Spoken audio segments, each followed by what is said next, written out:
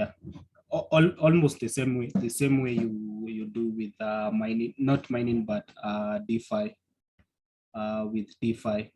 So this one will give you a guide step by step.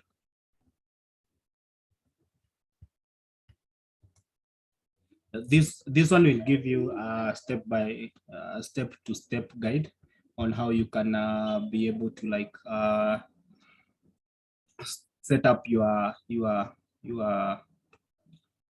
machines, your machine for becoming a miner. So it's a good thing, because if you want to be a miner, it's quite rewarding, because once you set the the machines or the rigs, you will be receiving ethers, but it will be kind of too late, because these days the base fee, which is now being banned, won't be available. It won't be available for you to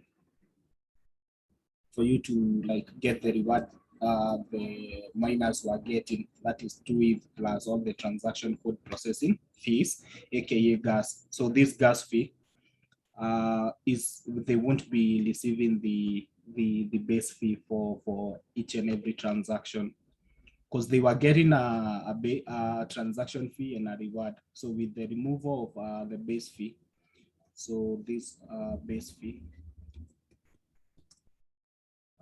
base fee,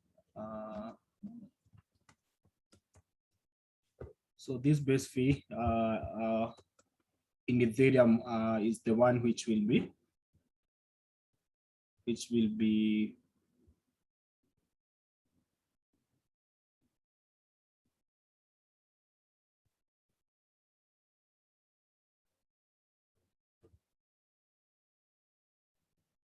yeah. So the base fee is what is being banned, and they won't be receiving that base fee. So they have been they have complained, like kind of complained, but they will still get rewards as normal users. And yeah, so that's it on mining. And yeah, so let me share this link so that you can also read it on your download. Okay, yeah, so that's it. And I think I can also share it on WhatsApp. So how will the miners be earning?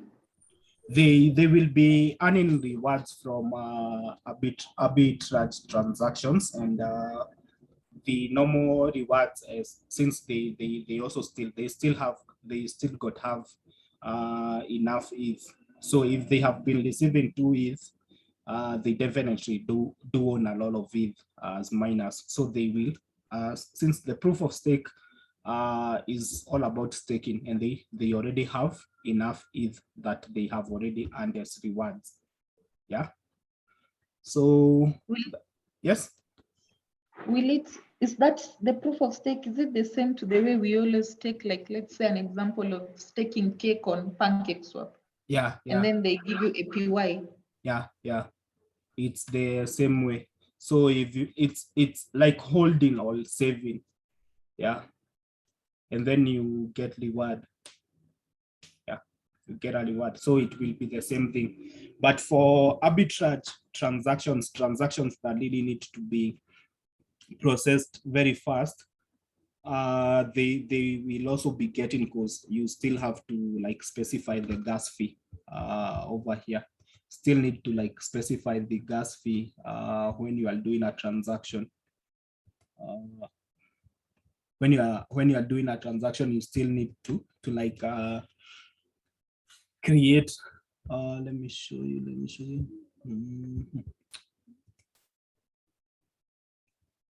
me just try and send like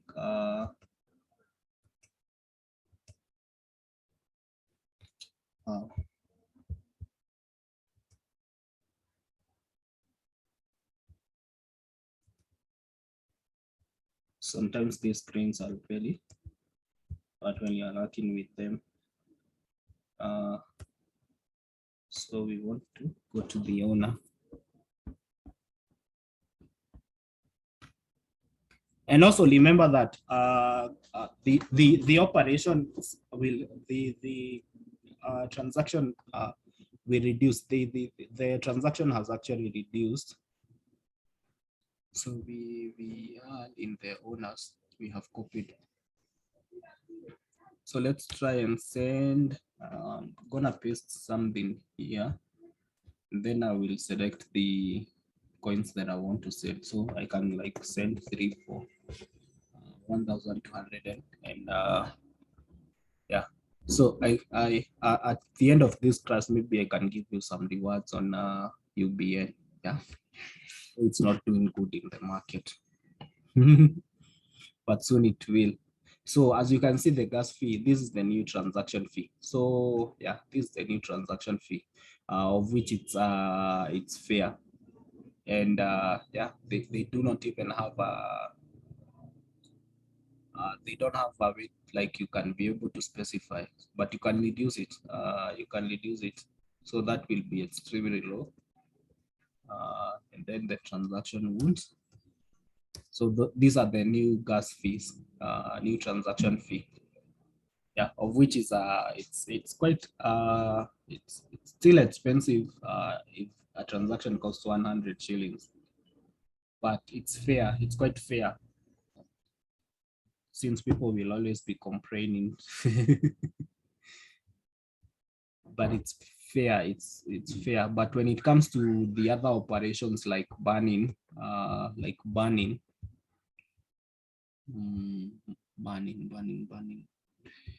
looking for the contract so that we can do some burning.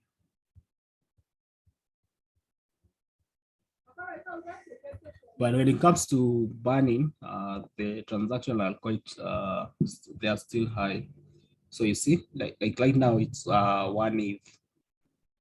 Gas fee for burning, it's 1 ETH. So it's still saying that the gas is insufficient. So I've been waiting for this to drop so that I can burn this guy's coin. He stole these coins. He stole all these coin. They are worth 6 ETH. He stole all these coin from the contract.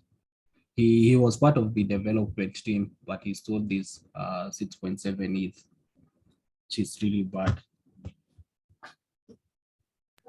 But that means that does that mean that there was not enough security in place? No. He was yes. You can lose. There was enough security, but he was part of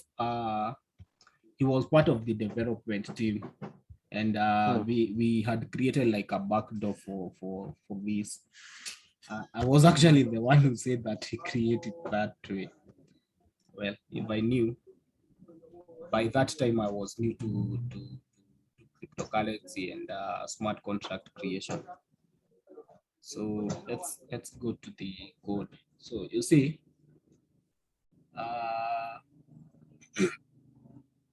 the best thing to do. I never implemented the time rock contract. The company was still the investors were pushing us, and the board was really pushing us to like deploy the contract, and then yeah. So I said, let's just deploy it that way. And then at that time I thought everybody was innocent, but everybody is innocent until all is loyal until yeah. So this is the address that was holding the team supply. This was my wallet, and this was his wallet. This was his wallet. So this wallet had available on a supply. It had all these coins. And then he transferred them to that particular address that I'm showing you that we want to ban. So these wallets are actually supposed to be company's address. So there were only 2, and also this one was also his. This was also his. So he dumped all the coins that were on this address. So the remaining address are these coins which were on this wallet. So he dumped all the coins, and he to the Uniswap pool, and got away with like 3 ETH. I felt bad because he kind of betrayed me and our friendship or something. Yeah, and everything because we were friends. So this is not the time to be. Yeah. So Damaris had raised her hand. Okay. I have a question on now the banning part. Mhm. So I've been trying like to just to internalize. In this when I think Ethereum switched now to proof of stake, you said there will be banning of coins back to the Genesis wallet. Yeah, yeah. So the link you sent yesterday during the class, there was one of the ERCs that was saying if a smart contract is not, it's not supposed to interact maybe with, it's not enabled to interact with an ERC20 token, and you sent an ERC20, Mhm. it will automatically be banned to the Genesis wallet. Yeah, yeah, Is that right? yeah. So I'm trying to think, is that a good, because when we ban coins, that means we are limiting the supply in the market. Yeah, So that yeah. will cause the price to go up. Mhm.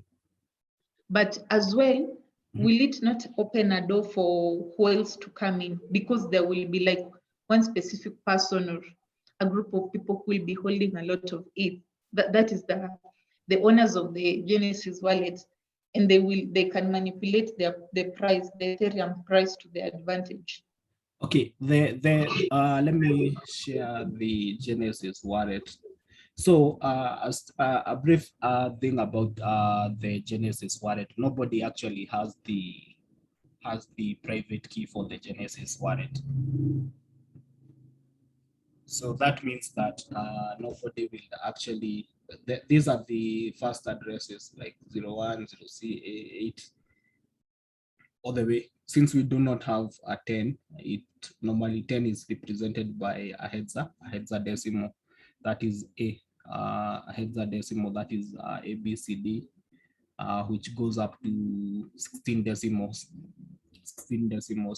because the binary starts from zero all the way to 9. And then if you want to represent the other numbers, you add the ABCD.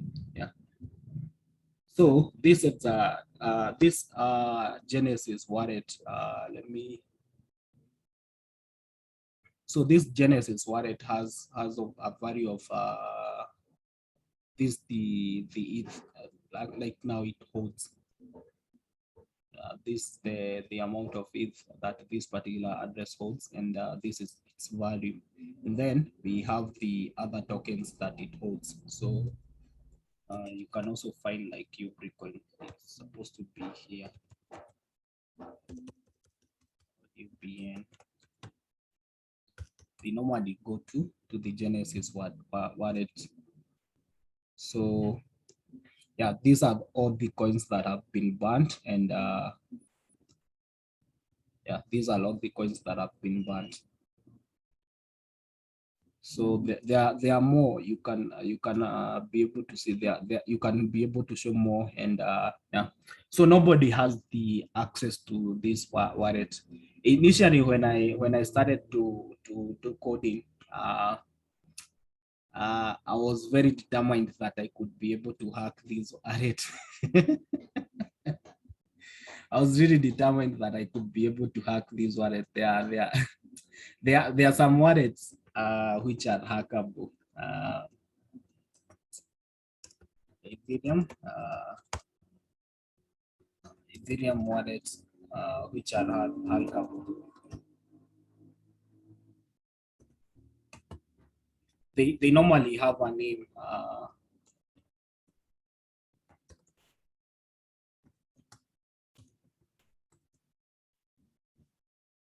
They normally have a name. They normally have a name. So you can create a program that does the guessing of private key, and there are those keys that you can be able to know their private keys, which have weak private keys. but for this particular one, because this is the genesis, the private key is also like it's heavily encrypted because it was the first block to be created. Yeah. So yeah, there are those which are hackable, which have weak private keys, but they are normally not used. They you know, like the way we have odd numbers and even numbers. So if something is in between, we can probably have the same. It's just probability. There are chances that that they are weak up public addresses, and they are stronger public address, meaning private keys.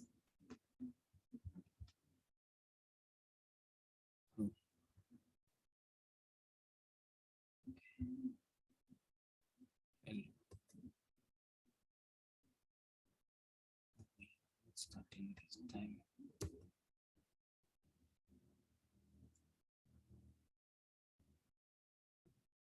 Let me just tell Washington that we are not starting that like now.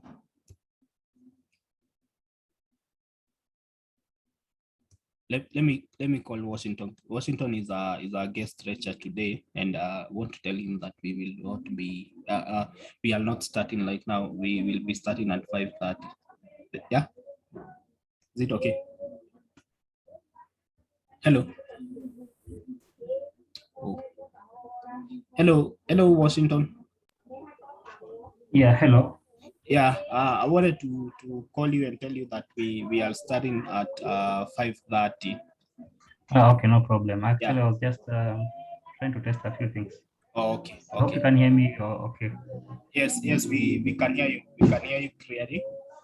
Okay, great. I'll be joining you at 5, right? Okay. So Okay. we are just like covering up some few things, and then we will officially start at 5:30. Okay. I will join later. Okay. Awesome. Okay. So yeah, there are those private keys which are really weak, but they are never they are never available in the wallets. They are never available in the wallets. Yeah. They have a name. I can't remember the name. So this private this address is nobody has ever been able to like obtain the private key of the 0x, even the creators themselves, unless they reverse engineer, of which it will take time to reverse engineer because of this wallet. So you can imagine all this money, all this money.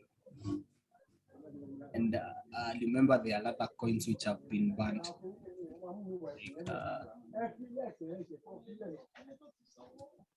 Like, there are some other coins which have been banned, like Eternity coin, Neon coin.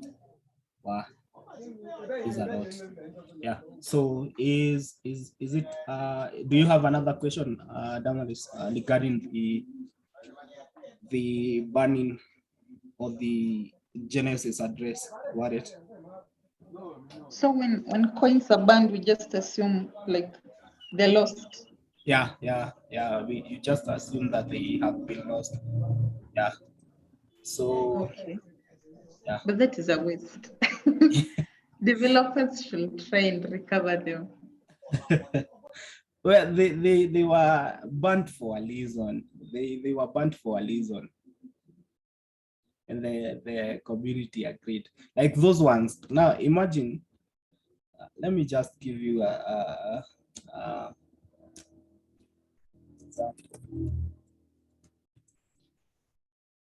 like this guy. Do you know, Yes. just finish. Okay. You know, like this guy, whom I'm talking about, he was part of the development team, and they are investors who have invested their money on the Uniswap on the liquidity pools, and also the project has not grown big. So the project is still, the company is still trying to raise some funds so that they can be able to like fund their project by creating a biomed city. But this guy goes ahead and like steals like almost 1 billion coins, 1 billion UPNs, and then the liquidity pool these guys have been developing, the guy comes and steal all that ETH they have been able to raise. So it's roughly right now, three ETH is around 1 million right now. It's 1 million and some like 800,000, I think.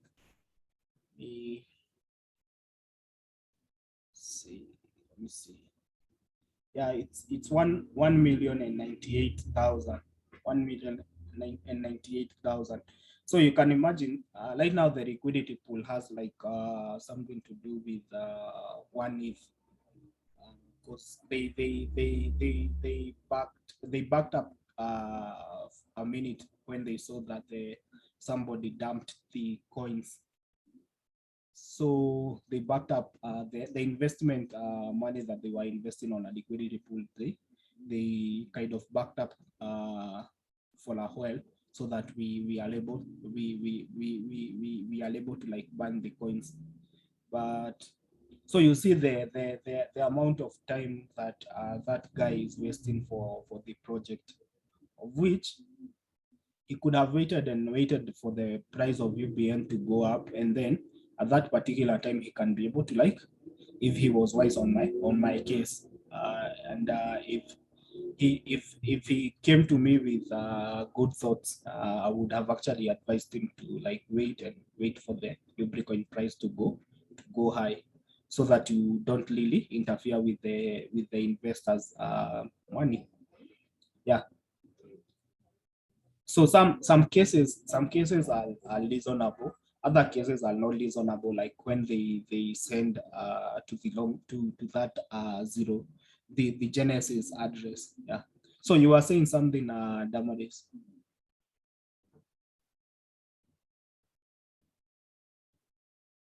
Hello.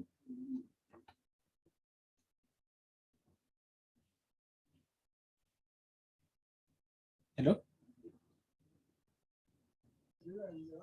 I'm here with you. I'm still here.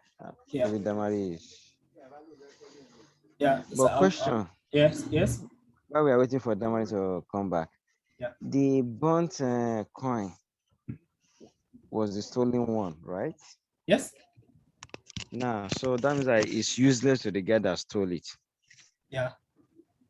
So, but my question is this: if you move it from that wallet to his own wallet and maybe exchange it for another coin, will it transfer the process he did, that is to lose those coins, or it's only restricted to the coin he stole? For example, let me say he stole 200,000 units of Ubri coin. Let's say then in order to convert it to maybe a Dogecoin. So if you now got this was a stolen coin, you now burn it from your end there, will it affect his assets in Dogecoin? No, it won't affect his Dogecoin. That's the reason why he's converting it to ETH, so that he's able to like have that value in ETH instead of Ubricoin, because Ubricoin we have, Okay. I do not have, and it seems like he have actually done like a swap. He has done a swap. I think this is his address. He has done a swap. This 2 million. I was having the same question. What if the person swaps the coin for another coin and maybe even sells it? Maybe in a peer-to-peer platform. No, the coins won't be, the coins won't be, the coins won't be, oh, this one got UBNs. he was swapping it for UPMs. Also, the coins won't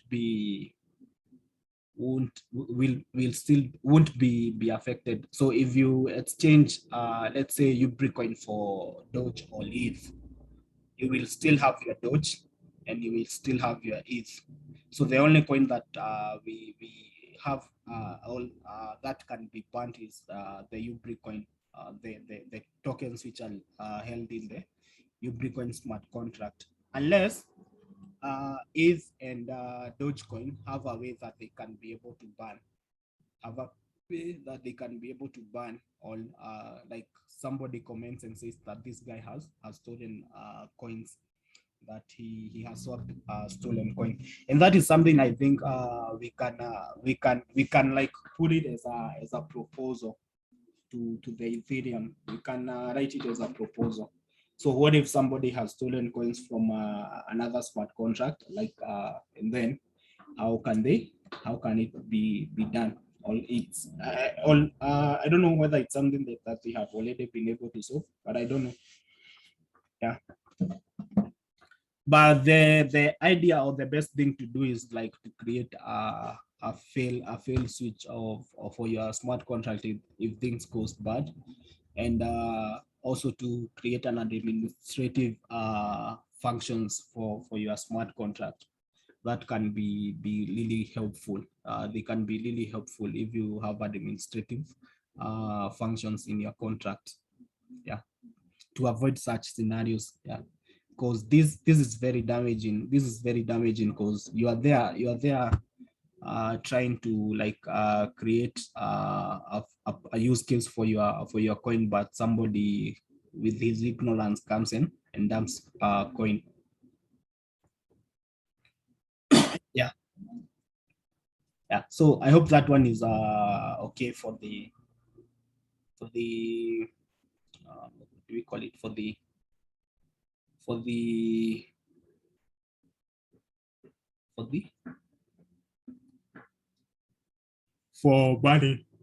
money.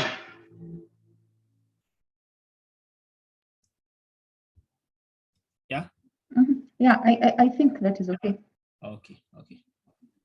Yeah. So Okay, my thought is this. yes, I was saying today, I'm in a group, people were discussing. I feel like in the next 10 years, Mhm. Ethereum should be higher than Bitcoin, both in terms of price Mhm. and market cap. Yeah, definitely it will be. Because I feel like, I think there was a time, I think you know Eugene Mutahi, he's a Yeah. developer. Yeah. There's a time he said something like, I saw him on CNN sometimes, then I followed him. He was saying Ethereum is the only coin with a real use case. That was like 2 years ago. So I think I came to understand this year what he really meant. Yeah. So I really feel like Ethereum will obviously go past Bitcoin because Bitcoin only has a store of value, nothing more. Yeah. Sorry. Let me share again screen 2, and sorry, it's something that I wanted to say off record, and let me just, yeah. So these are basic a basic way. Yeah, we can well, I feel like we really need to like have a lot of time. Yeah. The Visual Studio Code. I think I've used the same for Python. Is there a place like you specify the language you're using, or you just it automatically detects? No. Maybe you can share your screen if you are on your laptop, so that No. yes. As in, I don't have it at the moment, but I remember we were using Python and we were using Visual Studio Code. Okay. So for Visual Studio Code, for using Visual Studio Code for Python, you need to like integrate the virtual environment for Python. You need to like set it up. But for if you already have Node.js installed, the Visual Code Studio will be able to detect with since right now they have actually upgraded it, and you can be able to detect. Yeah. Okay. Yeah, but for Python you will need to set up you will need to set up the environment. The reason why I actually stopped using Python is because I had PyCharm in my machine, and I also had Visual Studio, but I really wanted to use Visual Studio for all my development. But now the setting up the environment really messed me up, but I removed it. But I will, I think I will have to kind of return the environment, not the environment, but the software, the compiling software. Then I set it up, and then so that I can be able to do the programming, because I also want to learn what to code using Python because of the Neon platform. This actually turned me off. The hackathon turned me off because I had to set up the environment, but I will be setting up the environments. So yeah, there will also be some other classes that will be free, which will be coming up. You remember I talked about a grant that I'm applying personally to make teaching like something more cool. Yeah, to make it like not more cool, but more accessible, especially for Web3 development. Yeah, so I'll create a lot of lessons, and yeah, so I'll share. Yeah, I'll share.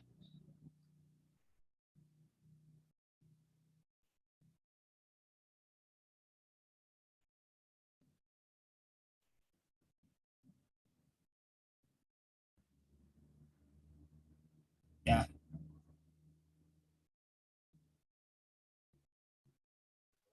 I think I'm good on that. It's well understood. Yeah. So yeah. So I'll do more on this. I'll actually create more tutorials and more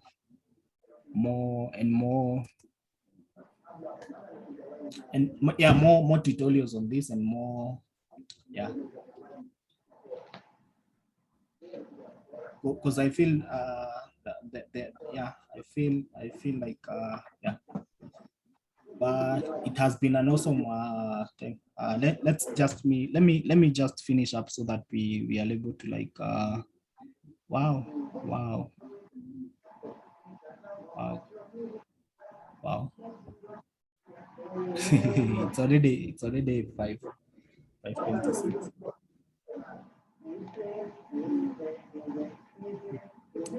Can we do the class even if there is a background noise, if it's okay?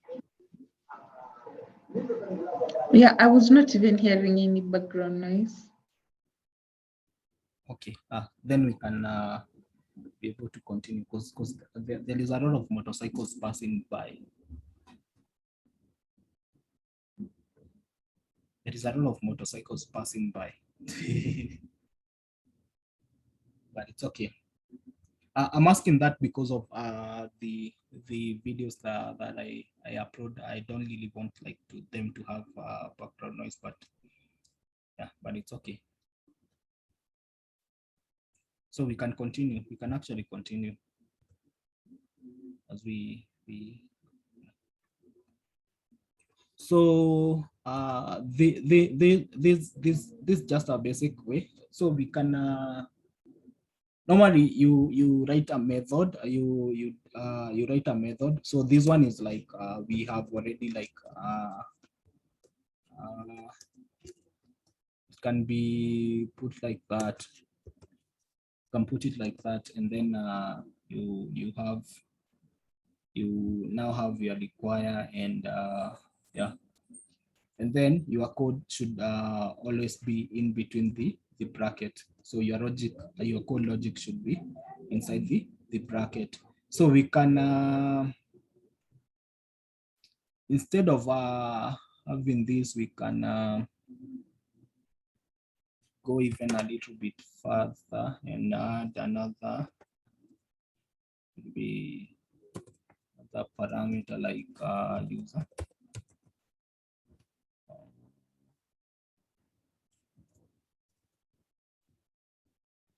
Mhm. Just a minute, just a minute.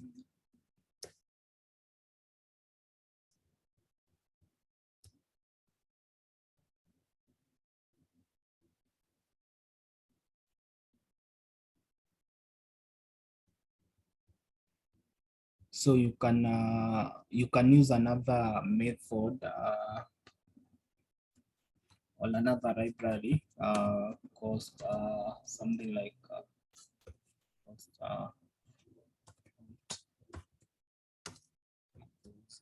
require, let's require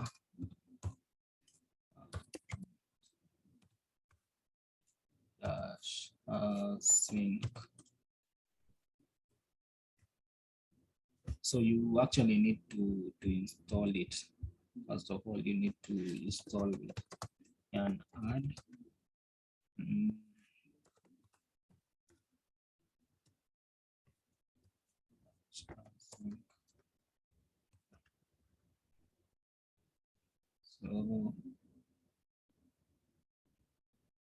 So as we wait for it to install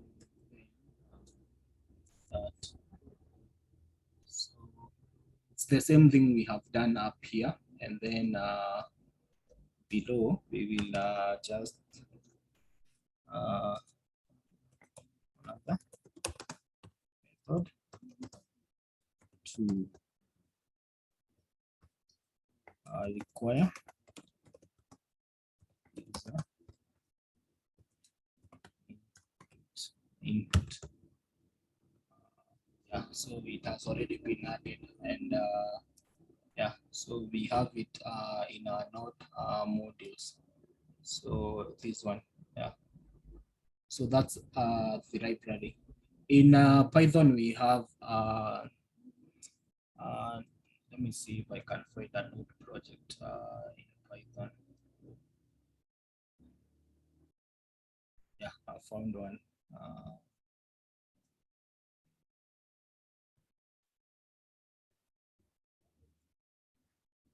In Python, they are normally stored in this file env, and inside the library.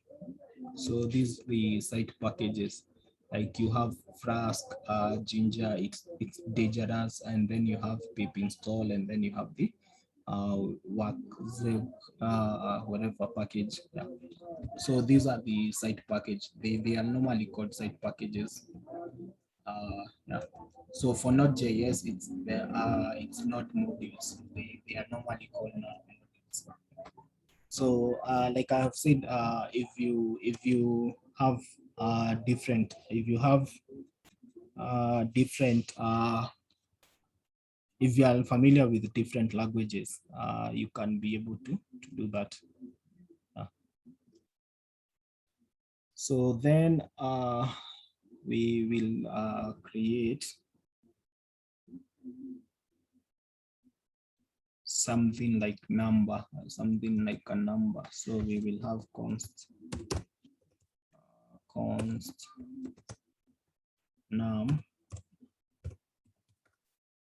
num equals prompt. We will encrypt a number this time, enter number.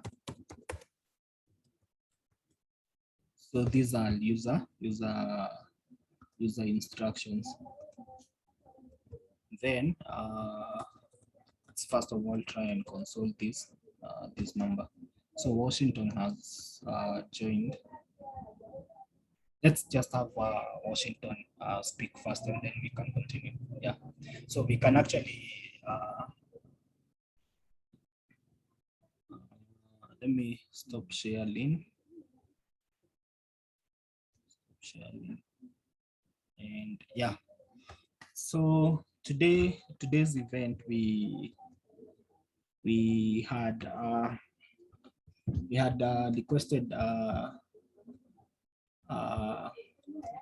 so today we will be doing something. We will be completing on our ERC20 token, and also we have a guest lecturer with us who will be speaking on the various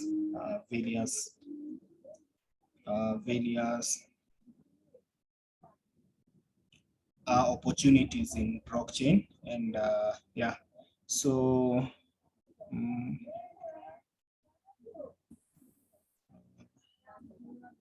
yeah, so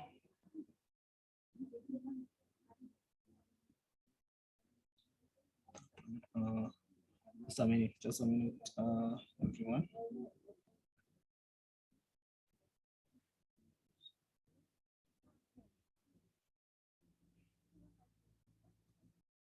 Okay, so wow.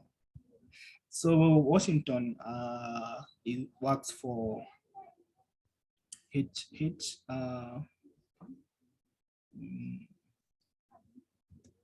so just why am I calling?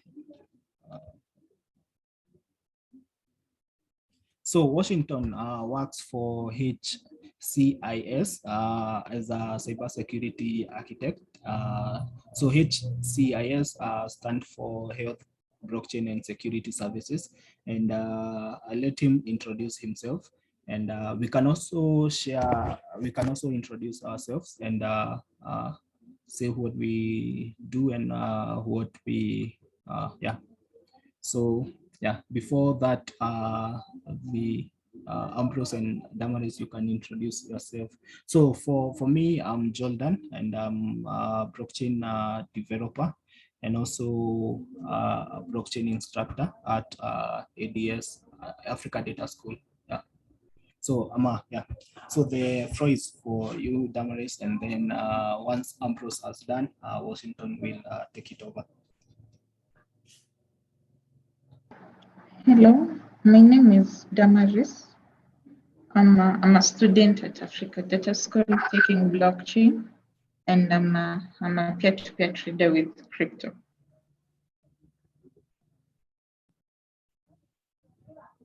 Ambrose. Hello, good afternoon. Yeah, my name is Ambrose Iwiregene. I'm an ICT consultant, trying to build my own. So, with a vast experience in telecommunication. So nice meeting you. That is all. Yeah. Hello everyone. I hope you all can hear me. It was nice meeting you three. I see we have a blockchain developer within us, that is Jordan and Damaris, who is joining crypto, if I'm not wrong. He's interested in crypto, and Ambrose as well, meeting consultant. I'm really glad that to be in this meeting. I was invited by my friend Duncan. I think he also works at ABS, and I'm really thrilled to be in this meeting and talk a bit about what I've learned and my career as well. So I'm not sure if everyone can hear me, so maybe you can confirm for me. Yes, yes, I can hear you. And Yeah, we can hear you. We can hear you. You can also share your screen if you have a presentation. I've made you the host, so you can be able to share. Oh, okay. Yeah. Okay, no problem. I think I'll share something. Let me know if you all can see it. Just a minute. When you see it, just tell me if you can see it. Yes, we can see it. Okay. Yeah, we can see your screen. Okay, great. Yeah, so my name is Washington Mugo. I work at HCSS. which as Jordan had introduced, is Health Blockchain Security Services. It's located in Illinois, Chicago. And we basically are a cybersecurity company that orient with the health of the blockchain, and we'll be talking about it. So so more about the company and who we are. We are basically a company that specializes on security operations, and we basically provide or we ought to provide the security analytics, just the same way you hear about the software as a service, database as a service, platform as a service, and all those other as a service modular services. We also provide the security analytics as a service, and that's basically our main area in the blockchain ecosystem. So let me just talk a bit about the current business models. Like as you can see on your screen there, we do have like the token economy, the blockchain as a service. These are all the currently known models. The blockchain-based software products, the development platforms, the network fee, and all those other things. So what HCSS has done, we basically provided a new model, which is blockchain security analytics as a service, where we offer analytics for security analytics to be specific for the blockchain networks or transactions to be more precise. So we mainly deal with smart contracts. Smart contracts are the ones which are responsible for performing transactions on the blockchain network. So we mainly have those kind of smart contracts for bugs and all sorts of code that may not be up to standard or may cause issues while transacting on the blockchain network. As we all know, nowadays blockchain is not as safe as we initially thought. A while ago, people were saying that blockchain is unhackable, but currently that's not the case. We have seen so many companies lose a lot of money because of that kind of misinformation. So basically, HCSS, we try to curb that. We try to avoid those kind of attacks happening on the blockchain and transactions. So so that's about the company itself, and about myself personally. I also had prepared something small. I graduated in 2019 from the Kemadi University. I did a bachelor's in IT. I've also done several certifications, which I mainly focused on those that have led me to this path as a blockchain cybersecurity architect. So I took certifications on blockchain smart contracts. I've also done a certification on cybersecurity. I've also done certifications on ethical hacking, which also has led me to this path. And earlier on, when I was in the Kemadi, I was also working as a consultant, a research consultant at Jamat Consultants. I've also worked as a tutor at Nation Campus, which is a college in Miri. And I've also worked as a mentor at Mentors Without Borders, which is another company that is located in Romania and mainly deals with mentoring people to programming. That time most I was doing more programming work, but I was also working as a web developer back then. And that's as much as I can say about my previous works and related tasks that I did. So currently, I work at HCSS as a cyber security architect, and my main roles there are majorly designing, coming up with the new models or designing systems that are secure that the company uses or implements for our clients. So that's as much as I can say for myself. So I would like to know if there are any questions or anyone who needs clarifications, so then we can proceed. So feel free to ask any questions if there is any, so that you can continue. So Jordan, do you have any questions? Yes. Damaris or Ramos? Yes. For me, I do have a question. I don't know whether the others have questions. Yeah. But let me. Okay. Ambrose, Yeah. do you have a question? Yeah, go fast ahead. Yeah, for me, no question for now. No question for now. Okay. You can go on. Okay. Okay, so I have a question. So on the security tools that that are used in smart contract auditing. I don't know whether you do smart contract auditing. Yeah. Okay. Yeah. Yeah. That will we'll come to that. It's also part of the presentation. I just made a summary on it, but I will cover that as well. So I will answer you when we reach there, if it's okay with you. You will ask? I'll answer that when we reach on that slide. I've written a slide about on okay. the major tools I use and all those. Okay. Yeah. Then you can continue with the presentation there. Okay. So when I was being invited by Duncan, he was mainly concerned about the opportunities that you can find on blockchain, or once you're in the domain of blockchain, what kind of opportunities are available for you. So I've already heard about Jordan, who is a blockchain developer. We have Damaris, who is interested in crypto, and also Ambrose, who is an ICT consultant. And the good thing about it, all those areas have a chance. I have a section on the blockchain domain. So as you can see here, the first opportunity that you can look for is being a blockchain developer.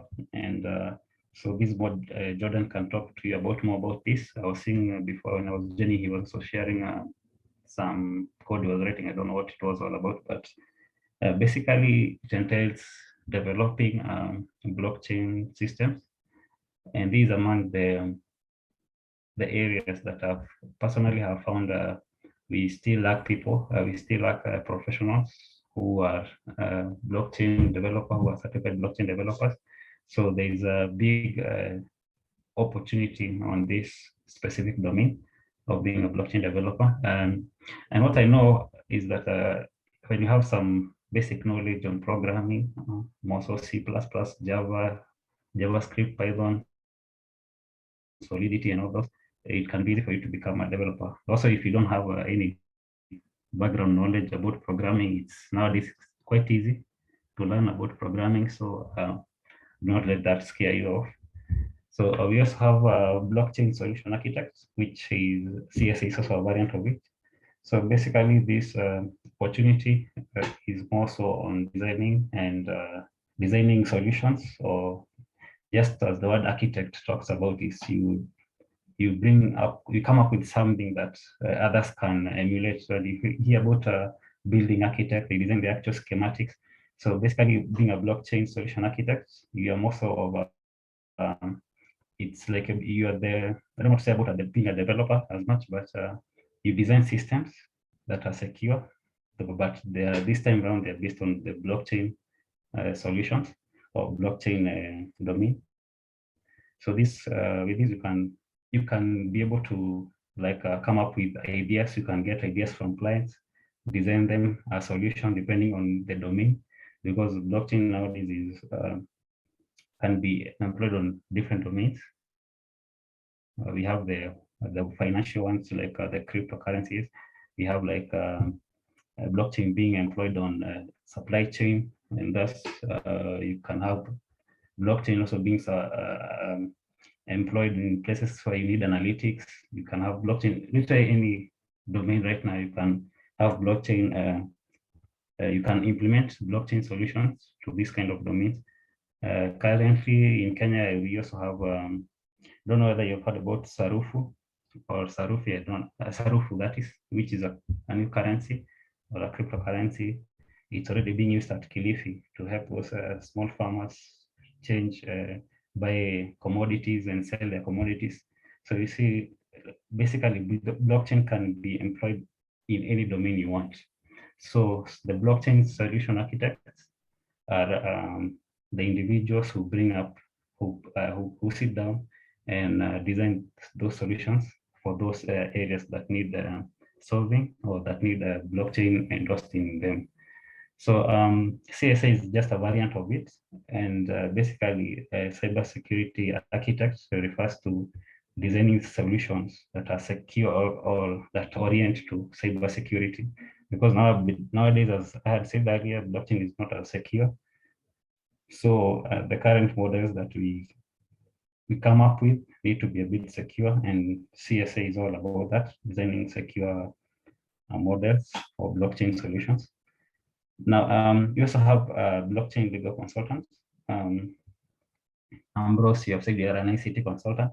So this is also something maybe you can look out for, being a blockchain legal consultant.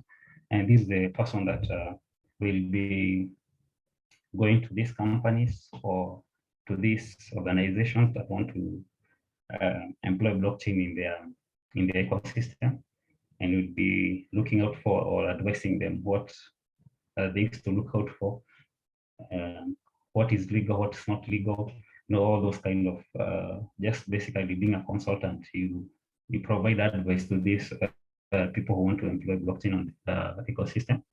And also we have a blockchain quality engineer. These are people who you have heard about quality of service. So they come, you have already designed your blockchain solutions. So the blockchain quality engineers will come and assess whether the solutions you have provided with your blockchain network or your blockchain solution, are they up to standard? Is there something missing and all that? Is it healthy to use your solution and all that? So these are the blockchain quality engineers. Also, you can become a blockchain manager, project manager. That is basically being a project manager. So if your organization or this organization is designing blockchain solutions, so you are the one to oversee the whole project. You are the one to get the developers to work with the UI UX designers. You kind of take control of the whole project. No, you are the link between the clients and the people doing the work.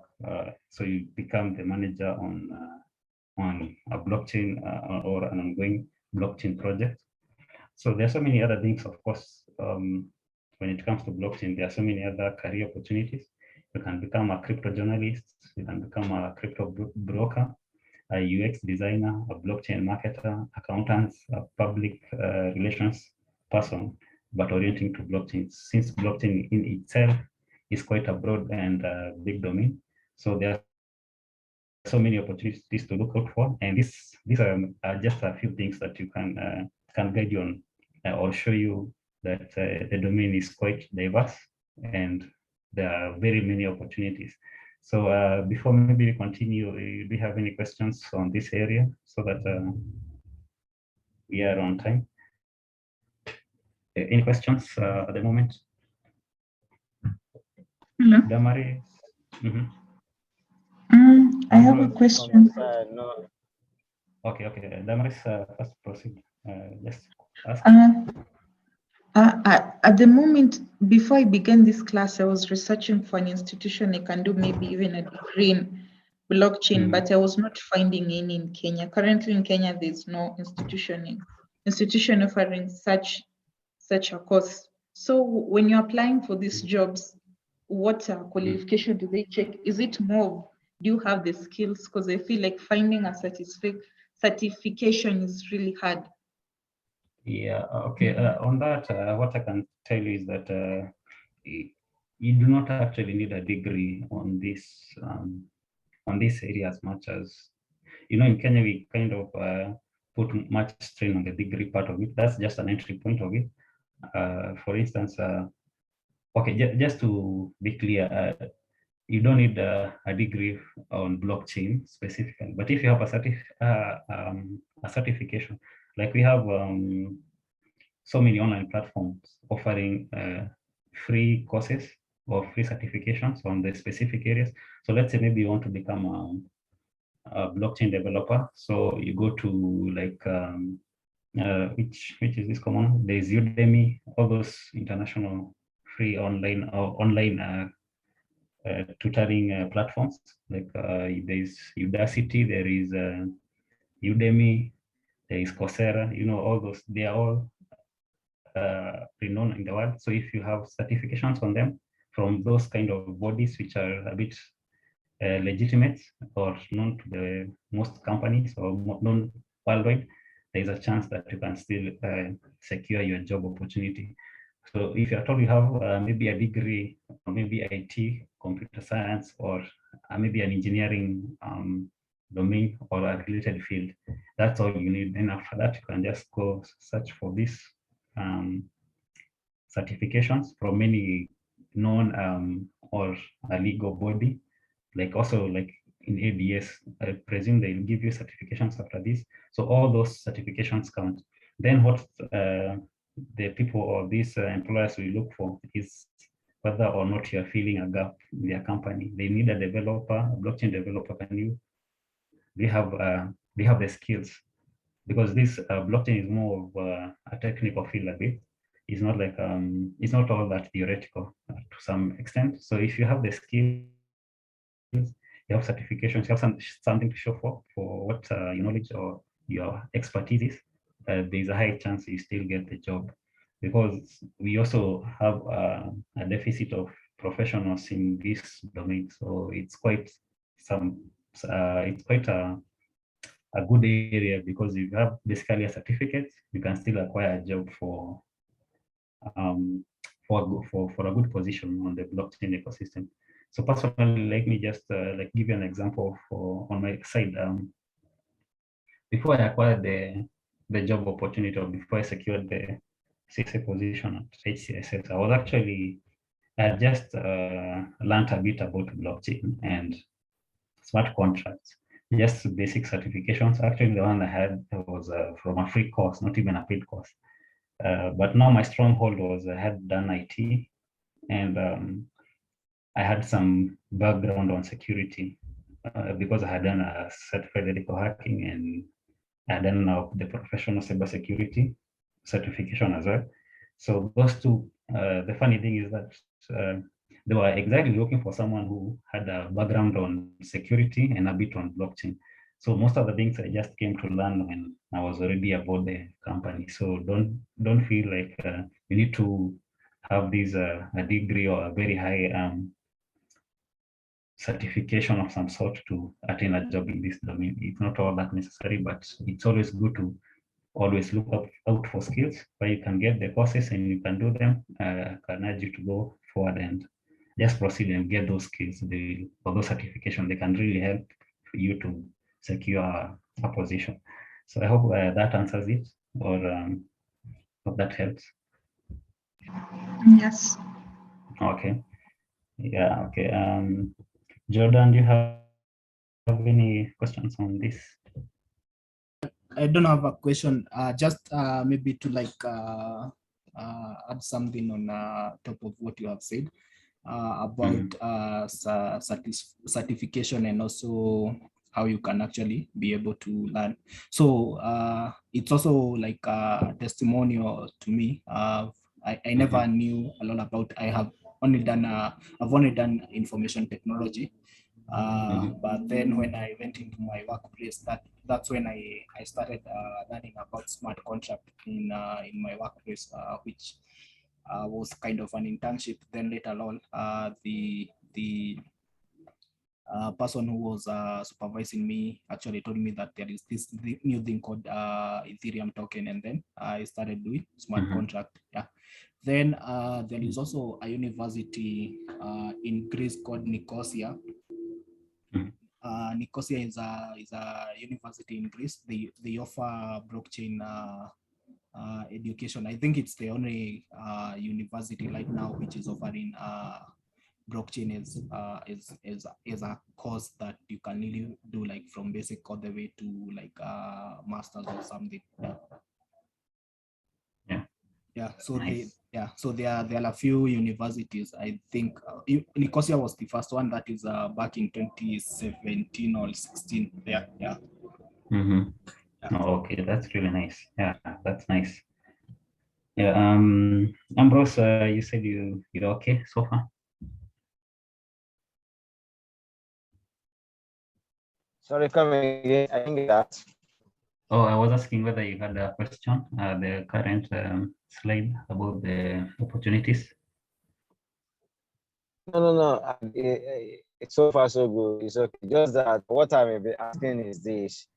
Let's say, for Okay. example, now I know at the end of this training, I will call myself a junior developer or a junior solution architect. The question is this: how long will it take for okay, fine, you're a developer in technology or a solution architect? I know being a project manager in a blockchain will be a walkover thing, but when you are talking of the technical aspect of the technology, you need to be on top of your game. So I don't know, what are the other things you need to know to be at least a mid expert in the field? Thank you. Okay. I hope I had. I think you are breaking a bit, but let me try and answer that the best way I can. Sorry. Okay. You should not be scared about the technicalities mostly, because basically any field can be as technical or as simple as you can make it. For instance, when you want to become like a legal consultant, you don't really need to go all the way to know how to like develop the smart contracts, code smart contracts. Maybe you don't need to know all about the mainnet and the testnets, but you need to know a good enough theoretical part of it, or how the blockchain works, and majorly understand the whole thing. You don't even need to go into the details on the coding or the technical parts of it.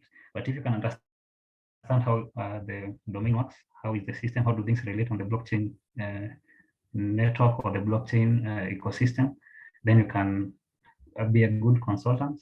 As well, if you want to become like a marketer, blockchain marketer, or even a UX designer, you don't need to go to the specific or the technical aspects of it. So in blockchain, it's what you really want to do and what you are capable of doing. So don't really shy off from trying things. Also, you may never know what you are good at until you try something out. So I would urge you not to worry about not being too technical. Just get into the system, get to know blockchain better.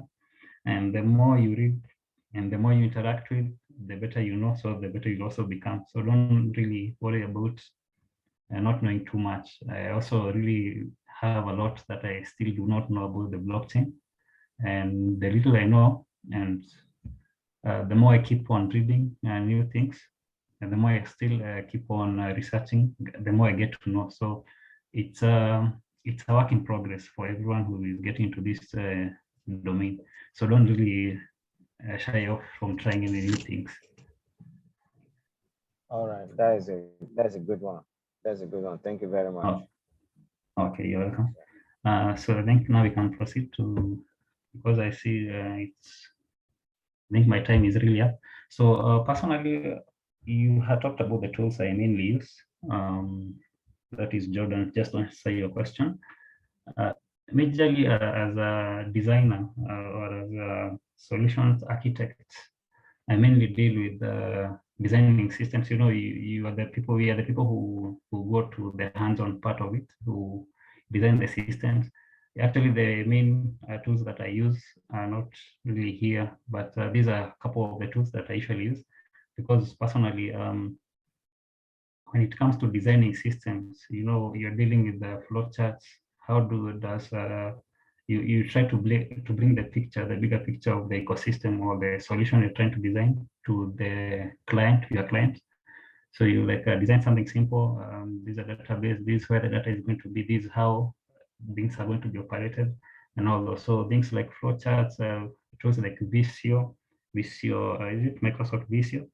There is one also we call Mira, which I'm more fond of, which is a tool which you can design solutions collaboratively, where you can have diagrams and you and the clients and other maybe the developers and all those. So you can like have a collaboration tool.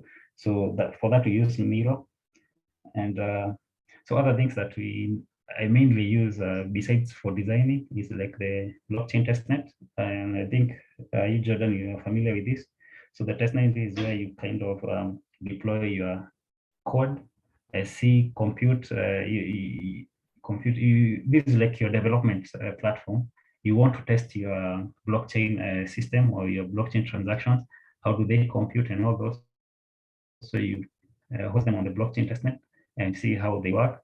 You can also use like tools like we also use Get and Remix. Mostly since we are dealing with smart contracts, we majorly use Remix as we use Solidity for our smart contracts since they're based on the Ethereum platform. So we use Remix more than we use Get. Get, I think, is based on the Go language. I'm not so familiar with it, but maybe we use Remix. You can also have MetaMask when you want to see whether your tokens and all those things are computing. I have also utilized other platforms like Midex and Blockwatch. These are other platforms that are using, so they also are offering kind of a similar solutions to what we at HCSs are offering. The Blockwatch also tries to like secure the smart contracts or secure or just scan for vulnerabilities in smart contracts. Though our how we have deployed our solution is a bit different. Still, nonetheless, we also use the Blockwatch and Midex to try and find what's new and what's, in security, there is always something to look out for. And it's always a thing that you can never build a system that's 100% secure. So it's always good to see what is popping, what are the new threats on the blockchain or on the smart contracts. So I mainly also use these two tools. Also, QuantStamp is a related platform. However, QuantStamp, they also have there's a new solution they're trying to provide, and it's something that we also want to like include on our systems in the near future. It pertains quantum computing and blockchain, so we're also trying to link the two. So it's something we are also still working on, as we want to bring the best of both in the near future. We want to bring quantum computing in blockchain. Since now blockchain is the new thing, we still want to keep it up and progress and maybe even create a new protocols and new solutions in the near future. So these are also things that you can also maybe look into as you're doing research, trying to be a bit open, see what is possible, what can be possible, because you never know, you might come up with something that's totally new, and once it's implemented, can really be beneficial to the people and you as well in the process. So that's all for this section on the tools. I hope that answers your question, Jordan. These This was what you were looking for, I hope for. Yeah. Okay. So on that, unless there's any question, I think we can proceed. So Duncan also had sent a few questions on what I wish I knew before starting my journey on the blockchain path. So I think I wish I knew more about the domain itself. And this, of course, which you can do, as I was telling you earlier, I really didn't know as much as I thought I knew on the blockchain, because most of the things I've actually learned about blockchain after I got the opportunity, because I did security and a bit of blockchain, and then I got the opportunity because I had done security. I had a background on cyber security. So if among the few things I wish I knew is more on I wish I knew more about these smart contracts and the whole blockchain and how it all works, because that's what I'm focusing now that I have a position in this domain. So I also wish that I had maybe gone an extra mile to understand on how distributed computing works, because actually that's what the blockchain is all about, and it's all about distributed computing. You're dealing with I know right now I've already maybe covered the basics on how, like, when it comes to the blockchain, how the blocks are added to the mainnet, where we have the consensus. So we are dealing with distributed entities or whatever these things that we call nodes on the chain. So that's all about distributed computing. And if you really have some sort of understanding on how the distributed computing works, it can be really good or beneficial to you while you are seeking a position or an opportunity on the blockchain network. So also, I wish I was seeking opportunities even earlier, because until you start looking for a specific opportunity, you never know whether they exist. As we have seen earlier on the main opportunities that they exist on the blockchain domain, there are so many. And of course, some have not even listed there, because you can become literally anything in the blockchain. See, like it's a whole new world. So you can become anything you want. You can become a security person, you can become a consultant.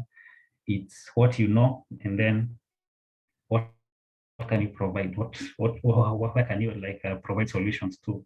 So seek opportunities as early as you can as you continue to learn about blockchain. Try and seek opportunities. You can also maybe look for internships and all those things that are related to blockchain, because those things can really the moment you start seeking something out, you start to learn what else there is. So you can start seeking opportunities early enough, and that can be really helpful for your career growth, and more so understanding more and getting to know more about the blockchain ecosystem. So the other thing is keeping myself updated, because the blockchain is continually changing and it's continually evolving.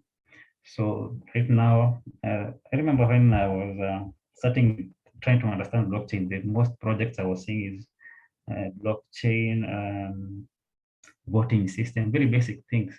But right now, we also having things like blockchain and drone technology. We have blockchain and supply chain. Right now, we also like have other partners partnering with us who are dealing in the medical field. We have others dealing who are on the government, others in farming. So many fields are coming together. So you can't sit down and be comfortable with what you think blockchain can be used to. It's always good to reach out, go study, go find something new on the internet, what's popping, because technology is always evolving. As I had mentioned earlier, we're also trying to see if we can now combine quantum computing and blockchain, which is something that is not yet fully tried, something that is still it's still a concept, but we're still trying to make it a reality. So you see, it's something that it's ever changing. So don't get too comfortable in any field in technology. Actually, we don't really get comfortable. Jordan, you can bear me witness on this. Like when you are learning programming, you think C is the best, and there's C++, and then there's this whole new frameworks coming in and out every day. So it's always good to always keep yourself updated. And basically, that's the much I wish I knew much, or I did more before I got to this part, because right now it's a bit overwhelming, because I have to keep up with literally everything what's going on, and it's not always that simple. So on that,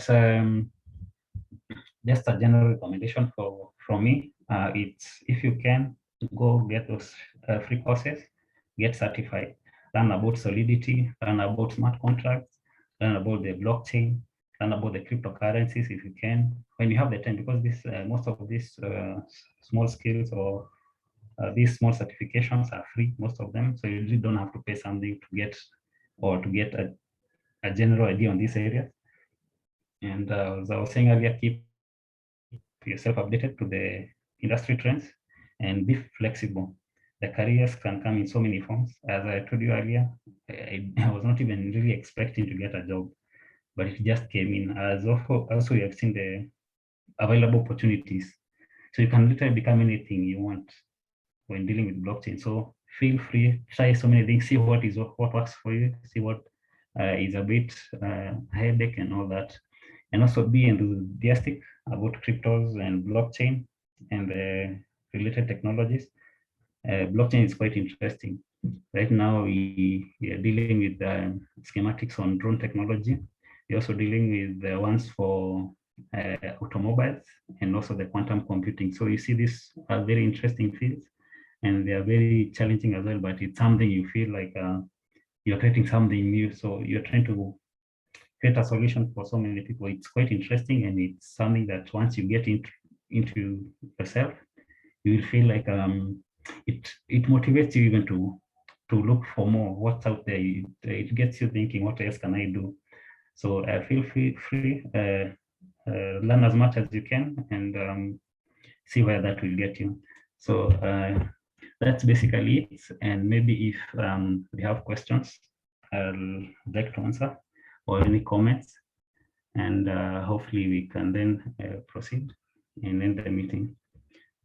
So Jordan, I think I'm done unless we have any questions, clarifications, comments, let me know. The floor is open.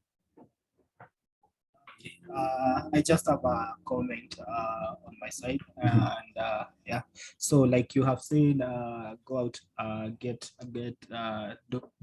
go and try what works for you, and also what works. Like I had mentioned in the previous class, I had mentioned that that the 21st illiterate won't be those who cannot be able to lead, but those who won't be able to unlearn and learn new technologies or new skills. Yeah. Yeah. So yeah, that's quite good. Yeah. Yeah. Yeah. So I believe we have been able to get an idea and have a glimpse of what the future holds and what the current or the present world has. And yeah. Okay, thank you so much about that.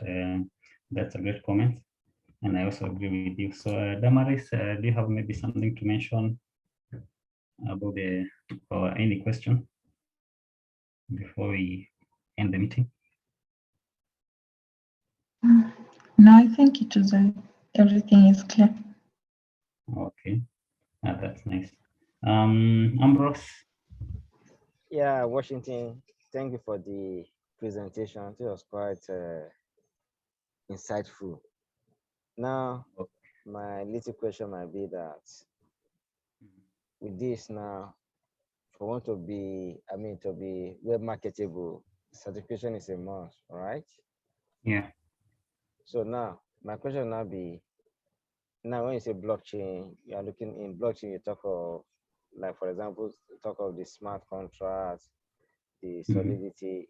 So did they classify it, or they just group everything together that you get certified there, or you have to go for smart contract, solidity, or blockchain?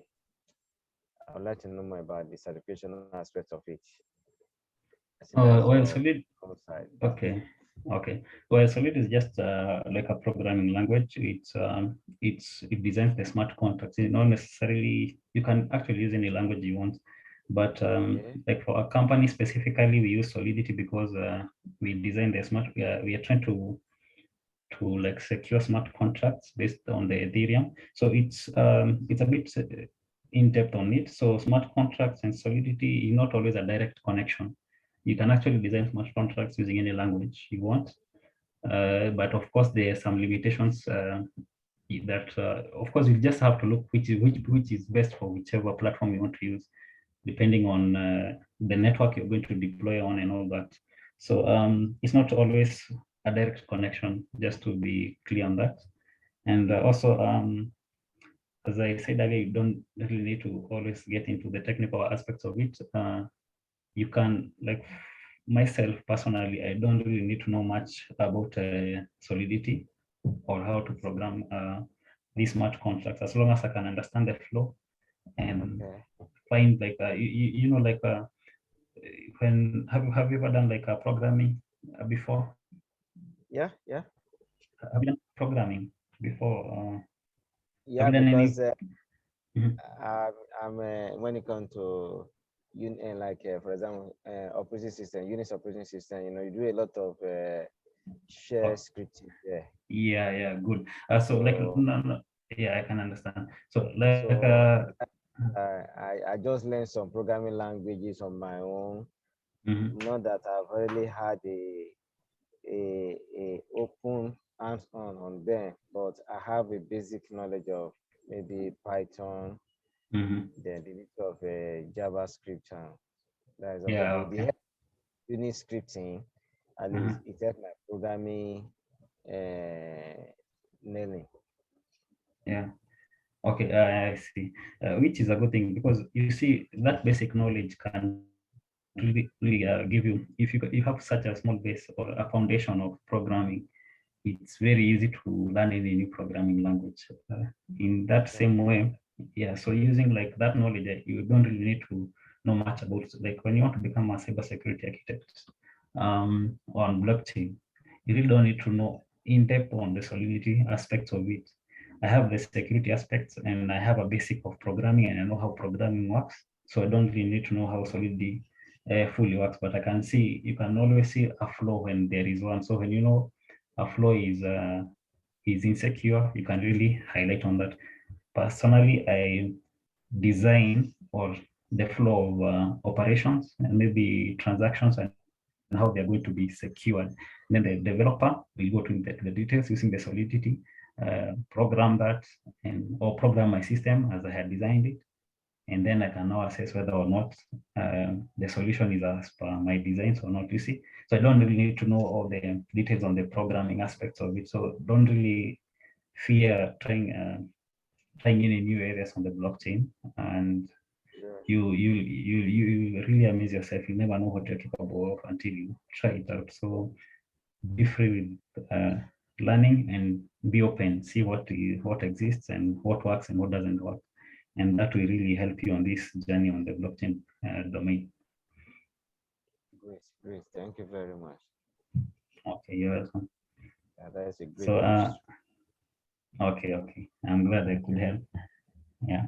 So, Jordan, on time imeenda sana. Sorry, I took about 20 minutes of your time. It was supposed to be 30 minutes presentation, but I really hope really hope you all learned something, and maybe in the future we can if there will be need for another talk or an overview on the blockchain and other things that we maybe you'd want to be covered on, we can maybe arrange on that. So I would like to say it was really nice to meet you all, and I look forward to seeing or hearing from you people again, and maybe what you learned on this and how maybe the progress you will have made, but hopefully the next time we meet.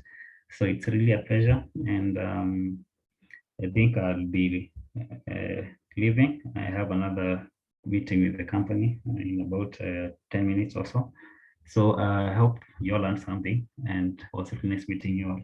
So Jordan, you can have the lead, and let's know what to do next. Okay, let me just reclaim the host and then, yeah. So thank you, Washington. Yeah, it's a good time with you, sharing your vast knowledge with us. Thank you very much. Okay, I'm glad. Thank you very much, Ambrose. Yeah. Do you want to say something, Damaris, before Washington goes? I think it was a great session. At first, I felt like I always thought that there's a lot of people are repelling blockchain, and everyone like relates blockchain to crypto. But I think now, if there's hope, maybe there are people who will also embrace blockchain besides crypto, and the fact that crypto is associated with a lot of scamming makes a lot of people fear people who do anything concerning blockchain. Yeah, that's so true. Okay, awesome. Yeah, this is what we hope everybody gets to know, that you can actually use blockchain in more in your normal field, the normal way we normally use other technologies, like in Web 2. And this is what we really want people to like understand, like that blockchain is not all about cryptocurrency. It has a lot of things that actually backbone is like blockchain is the backbone for cryptocurrencies, and cryptocurrencies are applications, so you can build other applications on top of blockchain. So yeah, so this was very interesting and very encouraging, and also to see that there are people who are doing different things in blockchain, and yeah. So we also hope to have another chance with you and talk more on different, especially that part of quantum computing. Yeah, seems really interesting. Yeah. Okay. Thank you very much. I also enjoyed the session, and and I'm glad that we could really help you out. And I hope you'll all get out there and see what's possible and what you can do, and maybe what you can get into on the blockchain ecosystem. So thank you very much, and see you next time. Thank you very much. Next weekend. Okay, thank you. Next weekend too. Bye. Yeah, bye.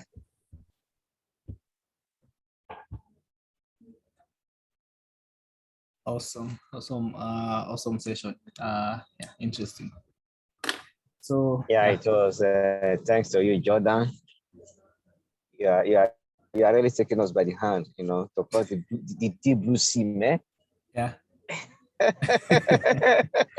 Yeah, so no, much appreciated. I like that. Thank you very much. Yeah, so next week we will have another guest lecturer coming, who is part of the Zero blockchain, and who is part of the Zero blockchain. He will also share his journey through blockchain. So yeah, so from what we have actually learned and what I've always shared is that blockchain is really, all technology is really diverse, and you can always find a place you can find a place where you can find a home in technology. That is, you can find a home in technology, like literally you can find a home in technology, unlike other careers whereby you will have to like go and relearn, do some relearning and everything, like get more certification. For blockchain, if you are self-taught, actually the best thing, if you are a self-taught developer, people who are self-taught and people who have put an effort. So in Kenya, we normally say that hao ni watu wa kujituma, like they go an extra step to actually understand how things work and how they can actually create a living out of something. So yeah, that's it. Yeah, so we can continue with our lesson. Yeah, so today we will actually do like up to yes. He mentioned something about also going out and looking for internship opportunities, maybe in practice on blockchain. I'm wondering, like, most of these companies that deal with blockchain are overseas. He said the company he deals with is in Chicago, I think. Yeah.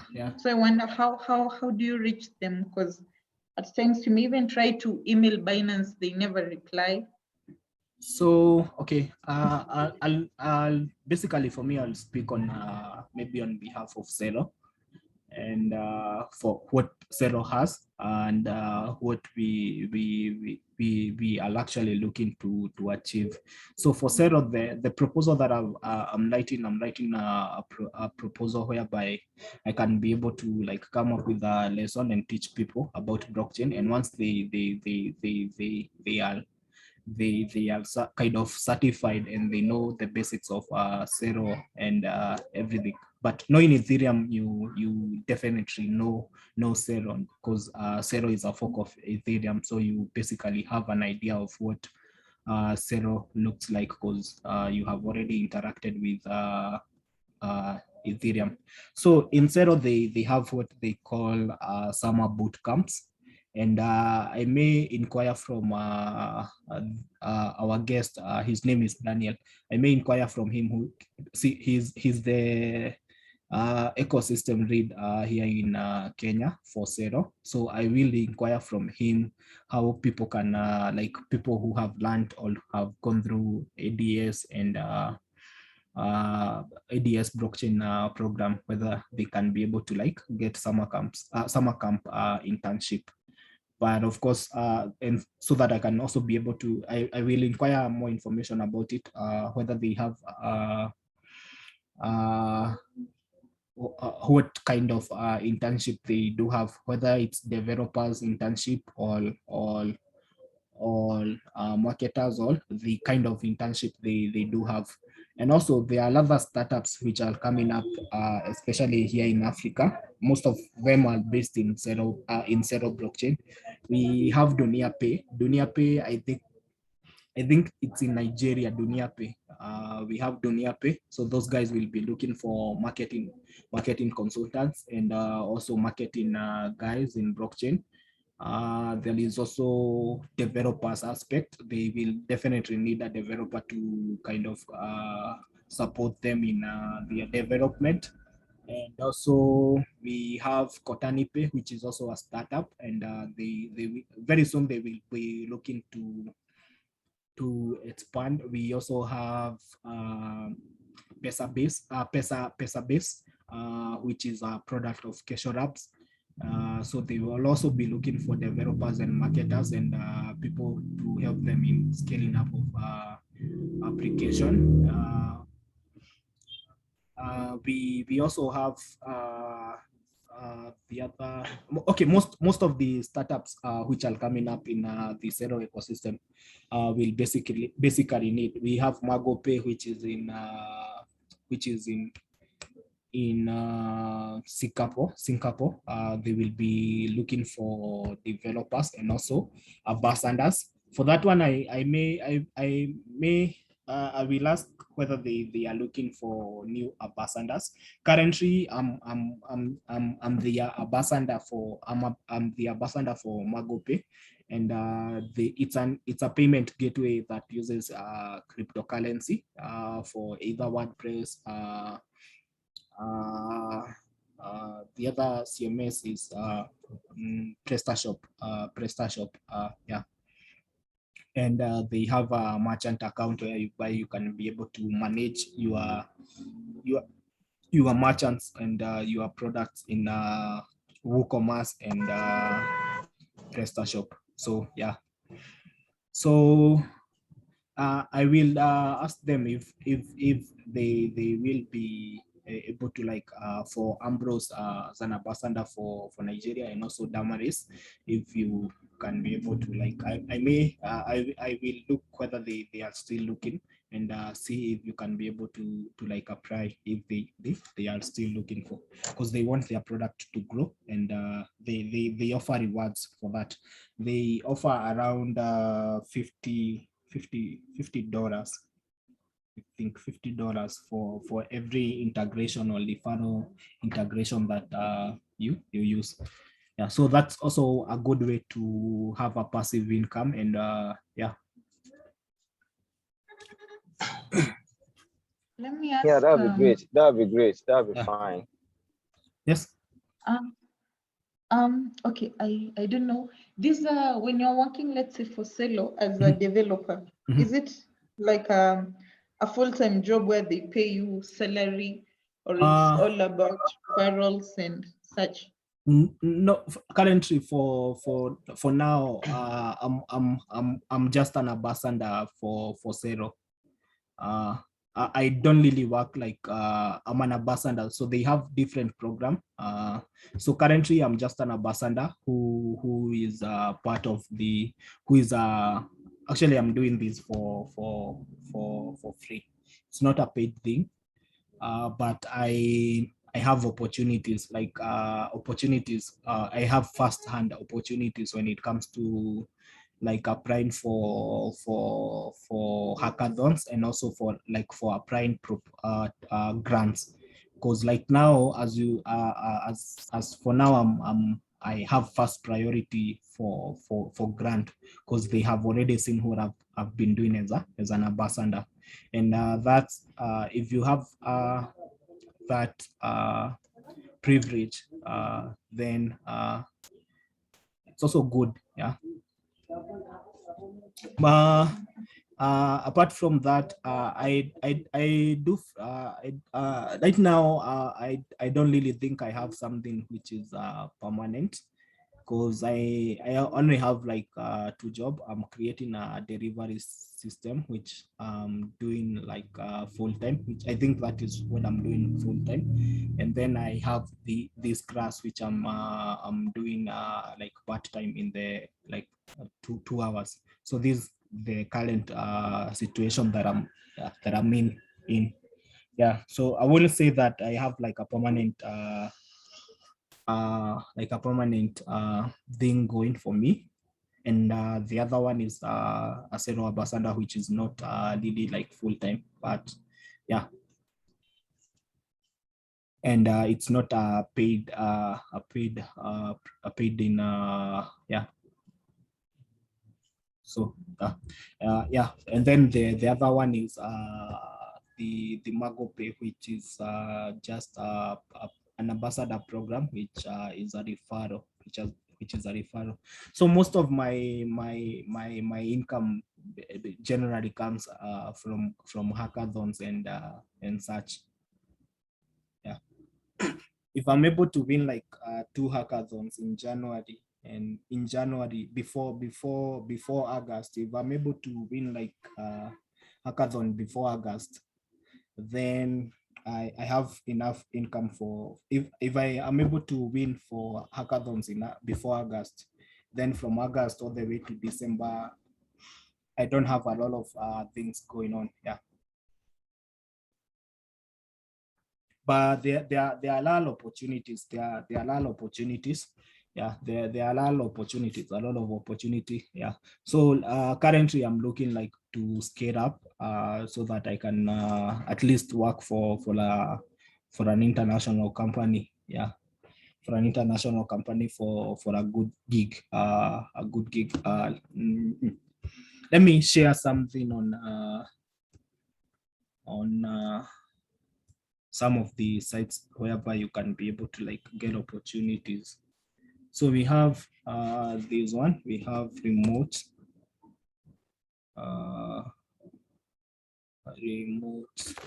prats. So this is remote platform.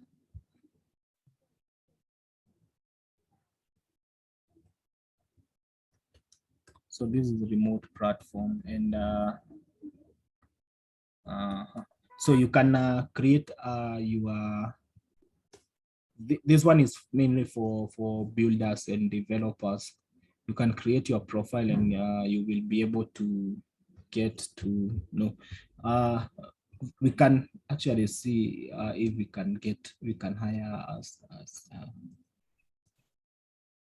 just to know that we will. I just want us to see how many people who are doing blockchain.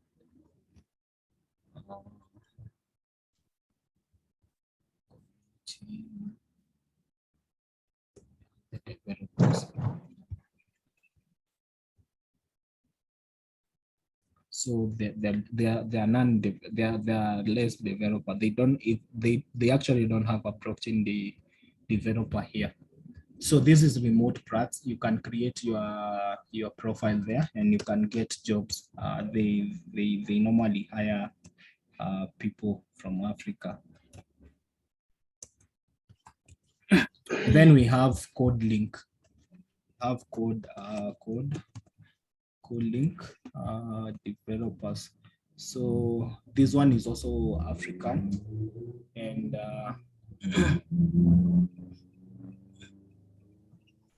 so there was a job offer which I had here. Manage application. This one. So this one, they were looking for senior full stack blockchain developer, but at the time, I felt like I wasn't ready for this particular job because it was quite demanding. Let's see if you can be able to get that particular job here. So it's not available, but they were paying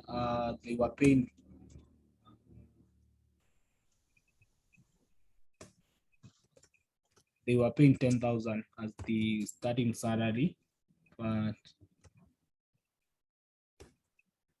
at that time I felt like I wasn't ready because it was demanding, and having worked with Send Village was also having worked with St. Village was also demanding because I also like a free time.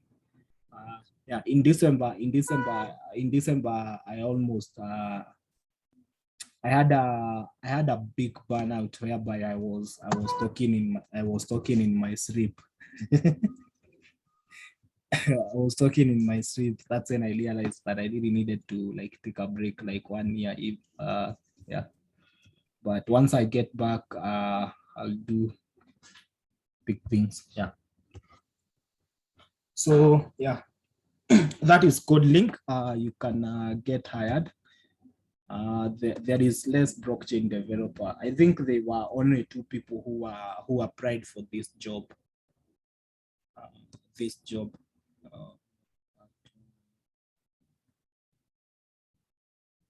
There were only my application. There were only 2 people who applied for this job. There were only 2 people who applied this job, and I got an invitation from the guy himself who does the hiring, the person who actually owns this code link. He was the one who inboxed me the link for the job on LinkedIn, and he told me to apply, and I have like 99% of getting this job. But looking at the requirements, I felt like I wouldn't be available full time. Because yeah, you need to like be on your machine every time, and then the working time difference is somehow sometimes it's a little bad because you have to wake up in the middle of the night so that you give your report. Yeah, but yeah, there is a lot of opportunity. So in this platform, we were like 2 developers who have actually done blockchain, who really know like smart contract, and they are in this platform. Yeah, so that's it. And yeah, I hope I have answered your question, or have I diverted from your question? I feel like I have diverted. Yes, you've answered. I was looking for maybe an opportunity to work, but still trade. Oh, okay. Yeah. But I think Huh? Binance, I'll share the link for Binance career page. There were 2 positions opened in Africa. Okay. Yeah. I think there is also somebody who has shared with me something on teaching. Something on teaching. Let me click the link. I think Mwakisha shared Yeah, the yeah. same. Yeah, it's more Kishia. Yeah, Mokishia. Mokishia is a very good friend of mine. Okay, but to be honest, I think this is my personal opinion. I feel like people who trade, maybe for them personal, that is you've made like, let's say, the peer-to-peer, like your business. So I feel like it's more profitable then compared to the other ones, because I feel this for us it's like a full-time job, but still flexible enough where you can put your offers off when you're busy, we can put them on when you're free. Yeah. And then like you can trade from your phone while moving. It's really flexible. Yeah.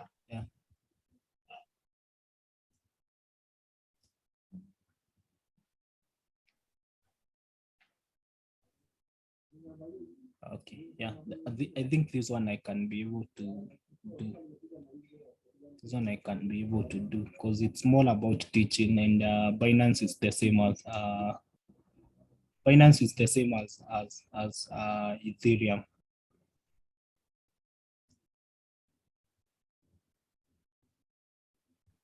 The career page, they were looking for, let me read it.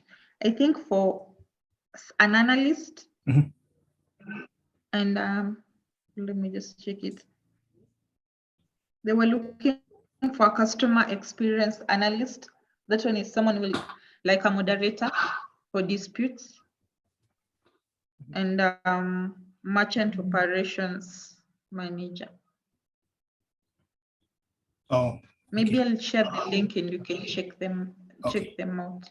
Okay, you can share. The one he has shared with me is for my Binance class, Binance master classes. For Binance, they have an offer of up to 30,000 in reward to crypto educators. Yeah, I also saw the same. Yeah. But the one I got it from the Binance career page. Okay. I think now they're full-time. That is like a full-time, because a moderator, a dispute, you resolve disputes where people are not able to agree. Okay. Okay. Yeah. Yeah. You will share the link and then we take a look.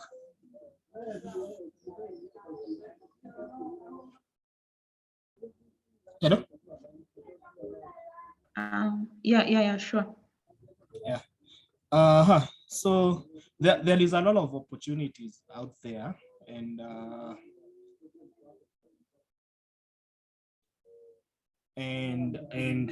there is a lot of opportunity outside there. And if you are able to master, like one programming language, you will be good. So like this one, we can like this one on CodeLink. I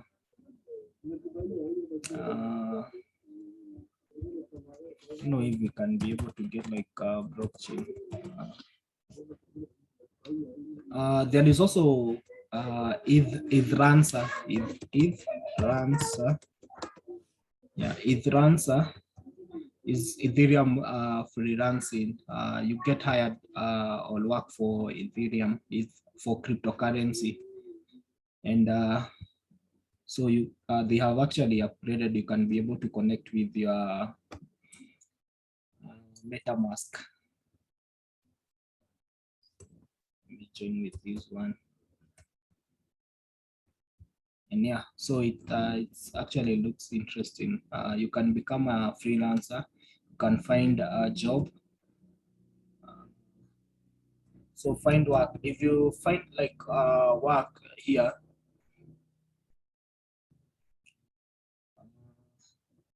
so see this like senior React dev for a DeFi project, and as you can see, the maximum amount that you can get paid is 0.18.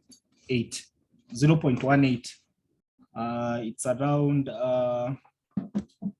good money. 0.8 is good money.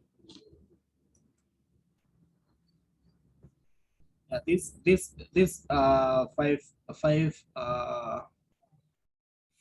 500 US should have turned it to cash.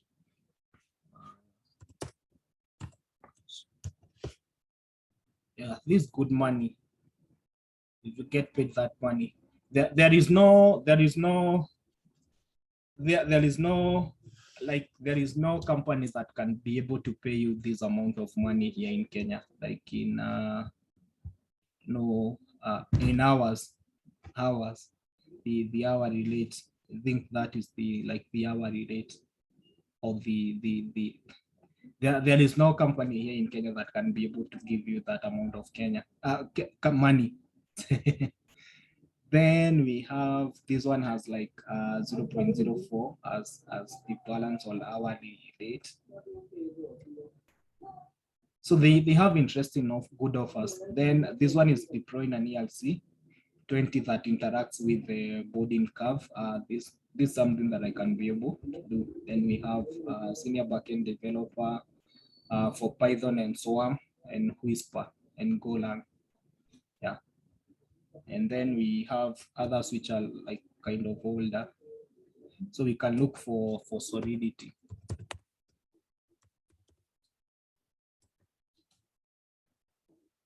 So this one for like smart contract. Okay. Which one? I had seen something that required like 36 ETH for audit. Yeah, this one. District registry and audit. You see, this one is almost like It's like a billion or something. Yeah, it's 11 million for smart contract auditing.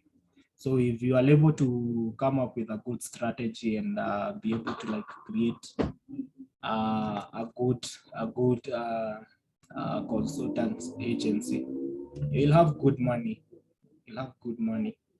This one is 2 ETH. So right now 2 ETH is like 200, 400 or something. It's almost half a million. This one is almost half a million Kenya shillings. Yeah. This one is for game development. And remember, I think this one is this is for, so like this one 0.7 or yeah 0.7 or 0.027 is what they will be paying you per price. Then If you this do the is one their for budget. 32 ETH, you can rest for the rest of the year. Not the rest of the year, but 2 years in a row.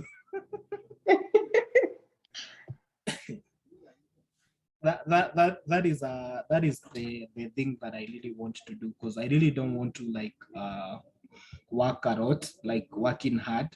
I just want to, yeah, working smart is the thing.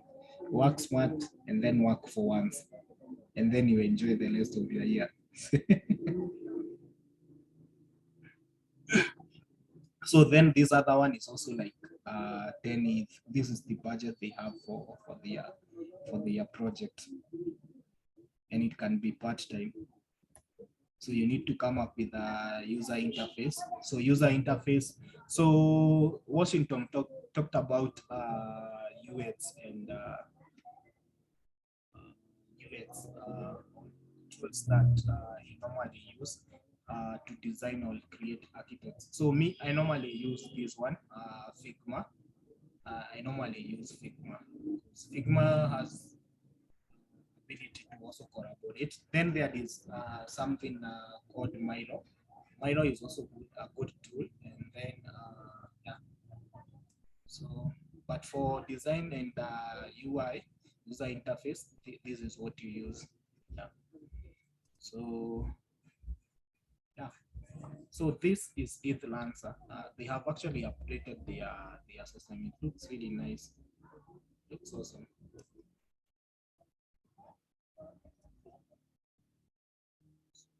Address of this. That. Yeah, so and then if you try to find a candidate, let's see who is this candidate we can use. So this one is asking for 0.1 ETH. So it's asking for like 55 per hour, like 55,000 per hour. This one is like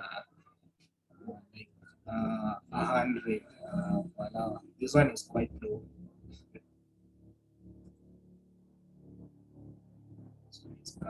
This one is a little bit expensive, but he does white paper lighting, technical lighting, sound design, research, pure data, music, listening. So you have no limitation. So you see, like even lighting paper, white paper requires an expertise. It's an expert. Then we have this one works with Solidity, software testing, PostgreSQL, Node.js, IPFS. See. Yeah, and you don't need to like go to like a place where you can be certified. You guys you are actually lucky, because we already have, you already have something like ADS for certification. For us, we especially for me, at least Washington had a place where he did where he did a free course. Me by that time, I never knew about Coursera or Udemy. I got to know about Udemy in 2019. I only had people talking about Udemy, but I never knew there were no free courses at Udemy. I just assumed all courses were paid for. Yeah. So we can go back to what we were doing. Yeah. Yeah. So I hope you are enjoying the class.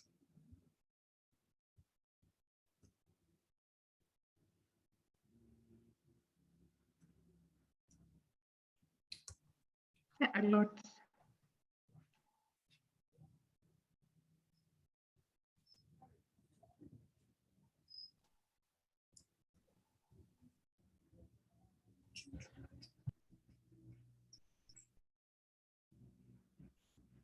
Trying to look for my notes so that we can be able to do. We actually finish up at 7:30 today, because today I will have to walk all the way.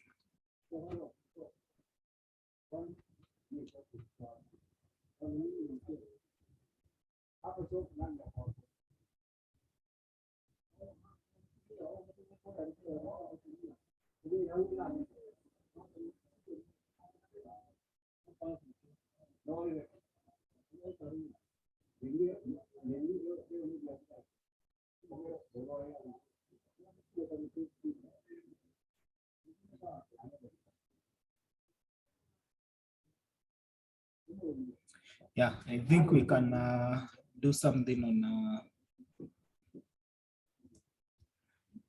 we complete on our code, and then we look at security. We look at security token. The theoretical part. I wanted to do this on Monday. The two classes that I will be extending for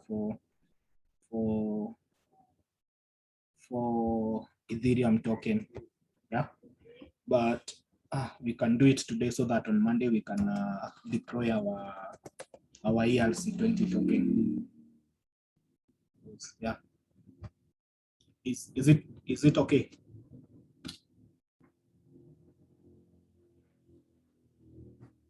Yeah, we finish up. Okay. Yeah, we finish up on the what we were doing for the afternoon, and then we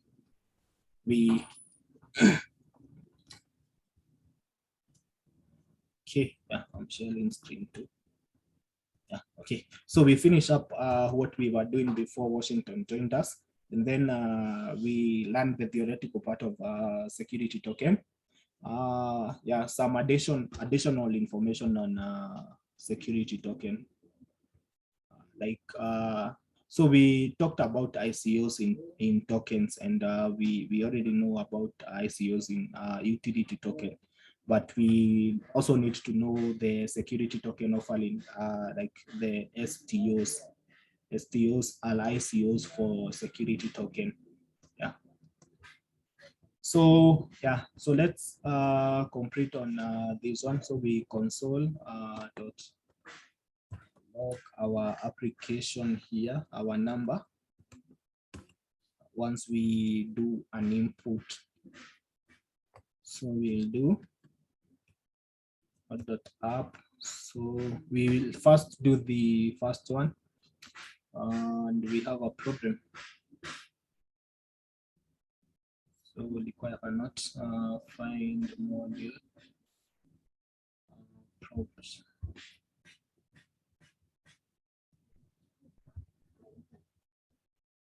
Did I not? Okay.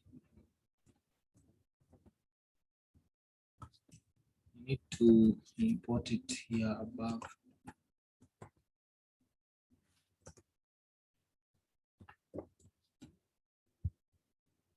So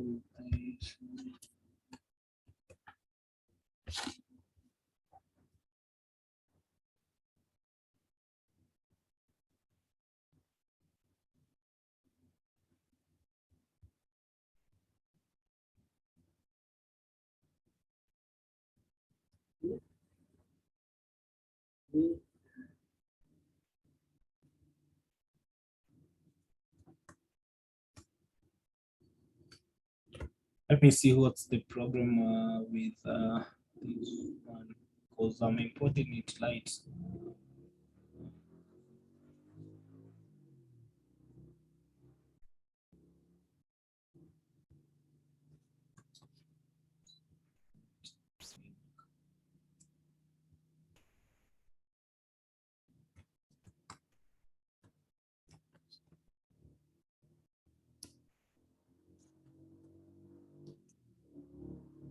Oh, yeah, nice. So let's just comment this part, this one that we did, so that we have a nice flow. Then we can remove this one,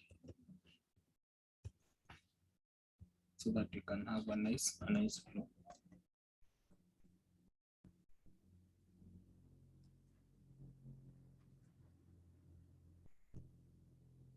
So it will ask for our number, so we can write 2, 3, 4, 5, 7. Then it outputs our number. So we have been able to output our number, and then this one we will still require this one for encryption. We'll still require this one for encryption. So since I want us to encrypt our number, we do an addition of the number, and then we encrypt our number. So yeah, so we will do an addition of our number, and then we encrypt. So yeah, so we know that we can define something here like sum equals num1 num1. Okay, let's define the first number like num1, and then we define another one const num2. Then we say enter num2, enter number 2. So enter number 2 is enter 1, and then we will sum. So we know instead of so we can define let sum equals to num, you add num2. So once we have entered number, any number which will be stored in variable num1, and then we enter another one of a number that has any number which has been stored, will be stored in num2, and then we will do our sum. So we have said like rate. Rate is also a word that is used in Node.js to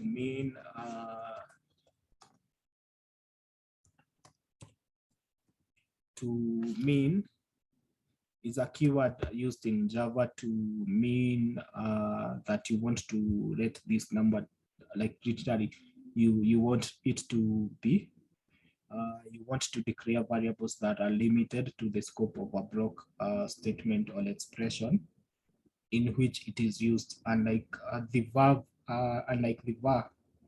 which declares a variable globally. So you just want it to be accessed there just locally to an entire function regardless of the block. So this one you just want it to be there, don't want it to be accessed globally.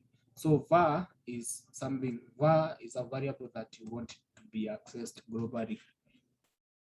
And yeah, it's something that when you are consuming a token, you would want to use a var in your front-end application as var token name equals the function of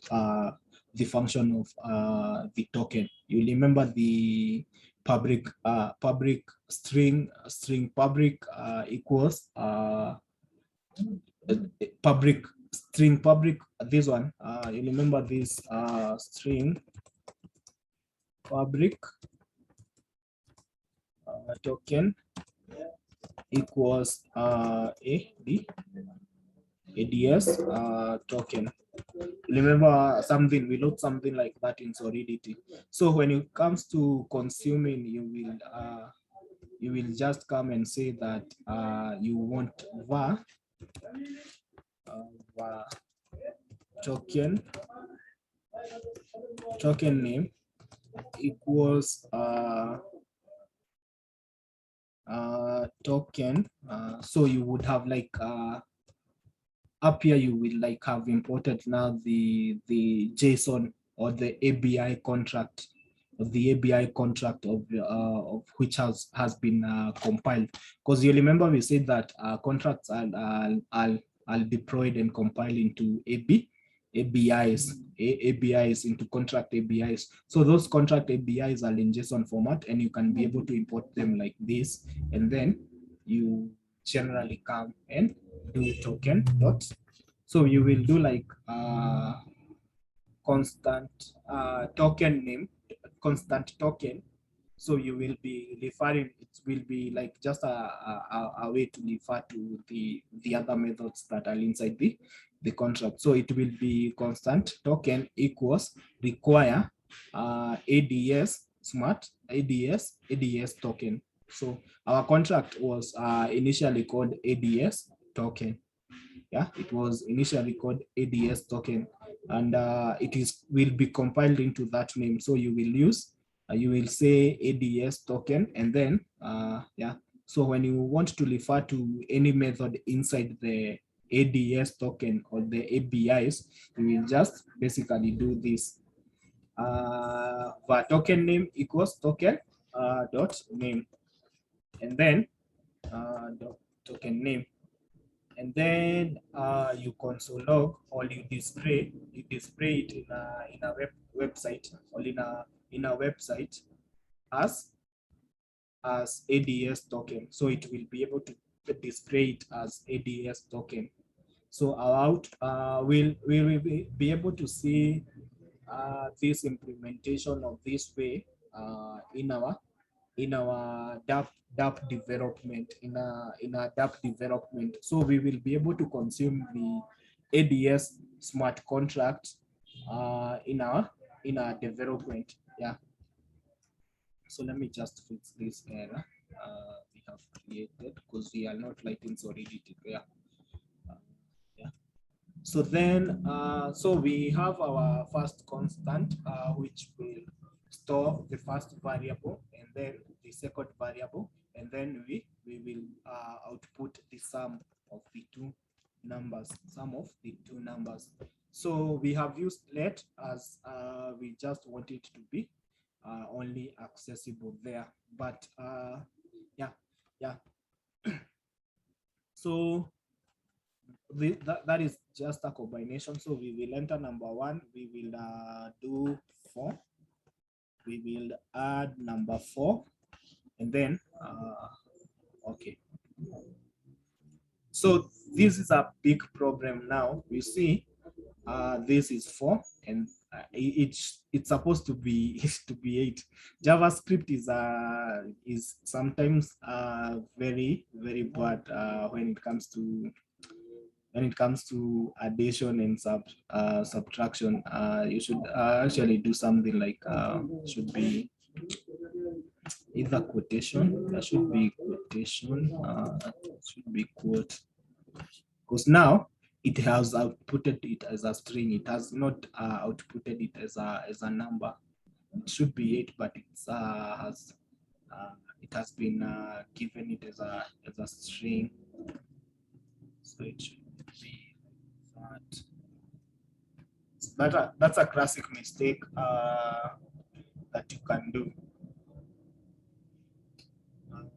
Let's try again.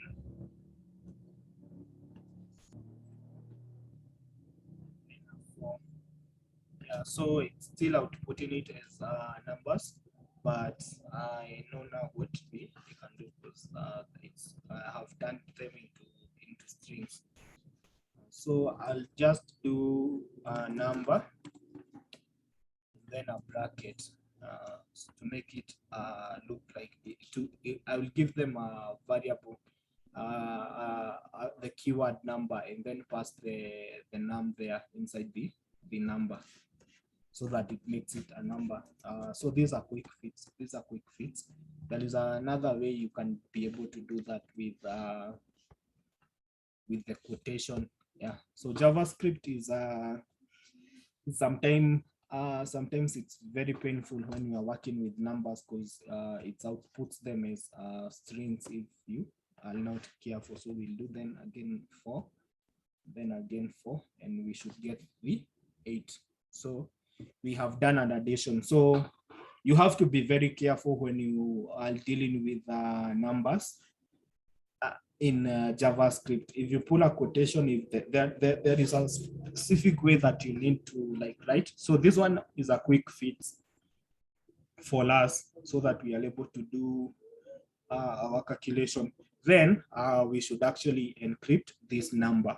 You can encrypt now this number, just the way we have been able to do. So we will do another encryption here. The same way, we will copy this one for encryption. Yeah. And then we pass some there. Pass some there, and then we console log our number. So this is a fun way to experiment cryptography. So we have 4 and 4, and then because it's not a string. Oh, interesting. A number has not been decrypted, encrypted, I mean. Let's try a bigger number, like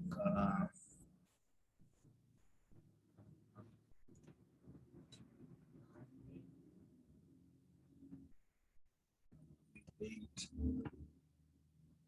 Well, it hasn't been encrypted. Interesting. We can try and add this. Let's see if it will be encrypted.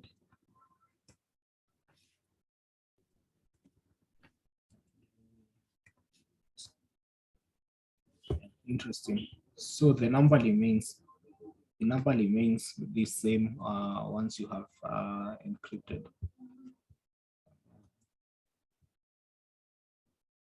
So this is something new. I've never actually tried to do this. This is something new. I've never tried to encrypt a number. Basically, strings are the best for encryption, because number can mean anything when it comes to encryption.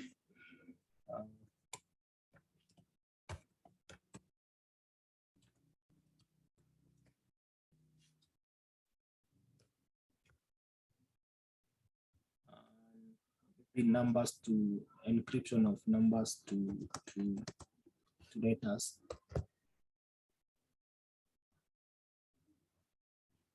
Yeah.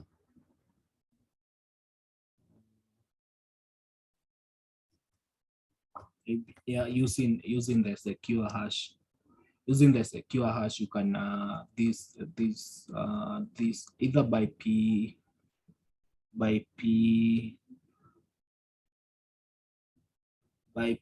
or AES, you can be able to encrypt. Because this one we are using LOT. It should change this to either at E is 5, EF, G. It should change this one to G. This encryption method, this one. Yeah, but yeah, that is something that we can continue experimenting on. Yeah.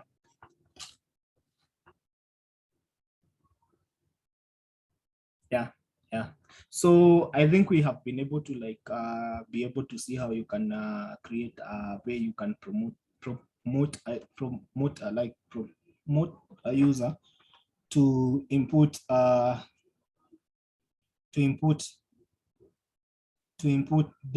data, like user input, like we have seen how you can create methods that you can use so that you can use methods to create user inputs, like this one, the first one we have done. So this is a method that you can use to create ask users questions and then output the responses. And then we have another one using just variables and then encrypting that data. Yeah. So that's it. You can actually explore and take a look at it's called the base 26 cipher. Yeah, cipher. I don't know whether we have cipher. We installed cipher here. Yeah, cipher can be able to convert that into letters. So it should be either a G, should be a G. 0 will just be like A, 0 will be A, and 3 will be C. 3 will be C. Yeah, 3 would be C. 3 would be C. So you can be able to with cipher you can be able to encrypt letters and numbers into letters. Yeah. So let's just dive into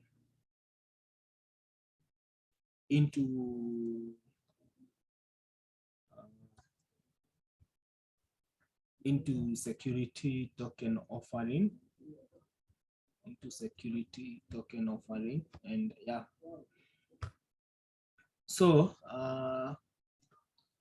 we have actually talked about ICO, and with ICOs, so why would we need like a security token? And one of the reasons is that with ICOs being used for pump and dump scheme with no path to redemption, it is becoming increasingly difficult for investors to establish trust and invest in any cryptocurrency.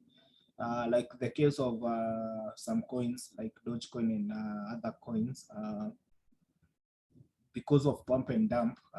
Yeah, that's why we really need security token. That is also, this is where security actually token offerings comes in. In security tokens or digital assets and financial securities that are compliant with SEC. We saw that in the previous lesson. They have to comply with the regulation, and also they have to pass the how we test whether a coin is a utility or a security token. They also provide the investors with an array of financial rights such as equity, dividends, profit share rights, and buyback rights, and a lot of other stuffs. So all the lights are written in the smart contract, and the underlying tokens are traded on the blockchain. So you also remember that one difference between utility token and security token is that security tokens value is derived from the company's value itself. Whether if a company becomes valuable, the token also becomes variable. But for for utility tokens, the more they have a utility or a use case, the more they become variable. So yeah. So we also talked about the differences between security token and utility. That is clear. So we have features of security token offerings. they are programmable equities. They are programmable equities. So just from the equity, people get equity shares from shareholding and such. The fractionalization of large assets. So large assets can be fractionalized, especially for real estates. And then they have increase in liquidity. They have an increase in liquidity, and also they follow the test and regulations that are set by SEC. Then they have secure wallet. It's a global capital investment. So if you invest in a in a security token offering digitized assets, like the case where I was saying that you can be able to own a Miami Beach in not a house in Miami without having to like go through the process, because you already have ownership of digitized assets. Then we have greater market efficiency. Then there is no intermediary, and then they have like they can be able to also own their own blockchain. So let's dive deeper into fractionalization of larger assets. So the security token is the representation of a company's stock. So the concerned company can break their assets more substantial. They are more substantial assets and provide it as a security token to the token holders. So you can be able to be part of a multi-million company by sharing their security, by holding their security token. Yeah. Then we have increase in liquidity. So every security token owned by the company would have the said asset liquidified so that it can be bought or sold at its set price. Especially for real estate, you can create such security. You can create a security token so that you can have the assets liquidified. Then we have SE compliant. That is the Security and Exchange Commission of the US is responsible for encompassing the listing requirements of exchanges, and STOs are fully compliant with these regulations and laws. They normally have secure wallets. So the wallet is designed as a multi-signature device wallet on a blockchain with an elliptic curve cryptography. So this is also an example of cryptography, which is see, let me see. Yeah, the purposes of is a print curve. Let me just show you how it looks like.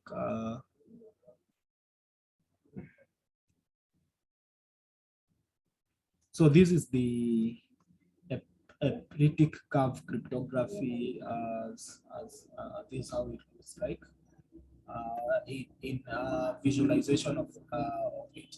And yeah, so we have user A, and then we have, yeah, it's the same as okay, they normally give it it's the same as is it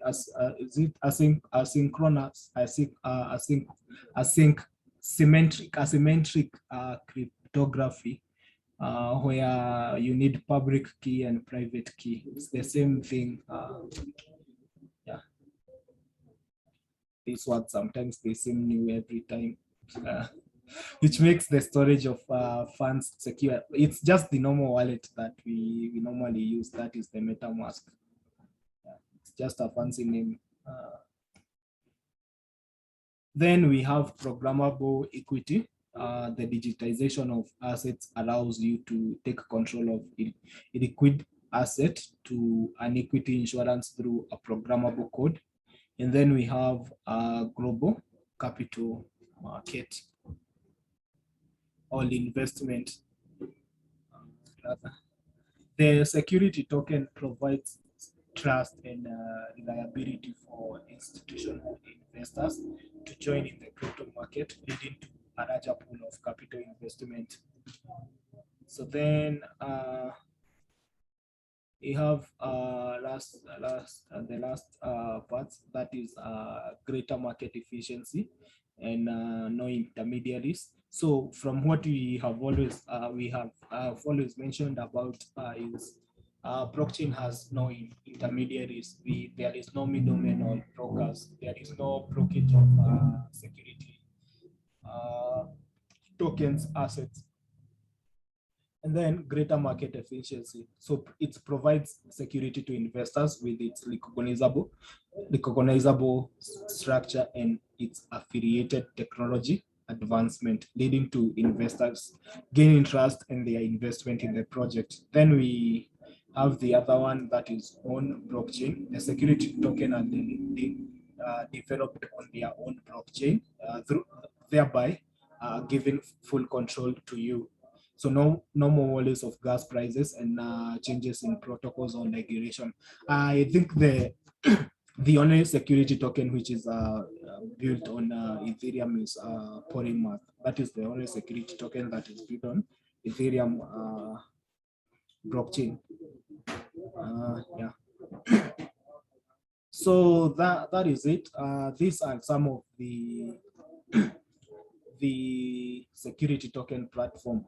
These at App History. Let me share this link. Let me share this link. These are the first guys who are pioneered in security token platform development, and they do yeah. So you can read more about these guys below. Is the token, and then the tokens can be built on your own blockchain, enabling the transaction to be faster and more secure. So this one can create blockchain app factory can be able to like create your own security token there, so long as the security token will be able to follow the SEC regulations and how we test also. So yeah, they have development steps for the same as the ICO. So these are the steps that you can follow when you are doing the STO. So you first start with the capital, and then whether you are eligible, and the lighting, that is the white paper lighting, and then set the price, then prospectus, and then presenting, and then you sell, and then you do your security token offering. So those are some of the 4 steps, not 4 steps, but the steps, the 8 steps that you can do to create your own security token. I felt really like I really wanted to like cover everything based on Ethereum token and security and every token, and this is what we hadn't covered: security tokens and their features and how the companies that actually do that. So we have this other one which is also part of the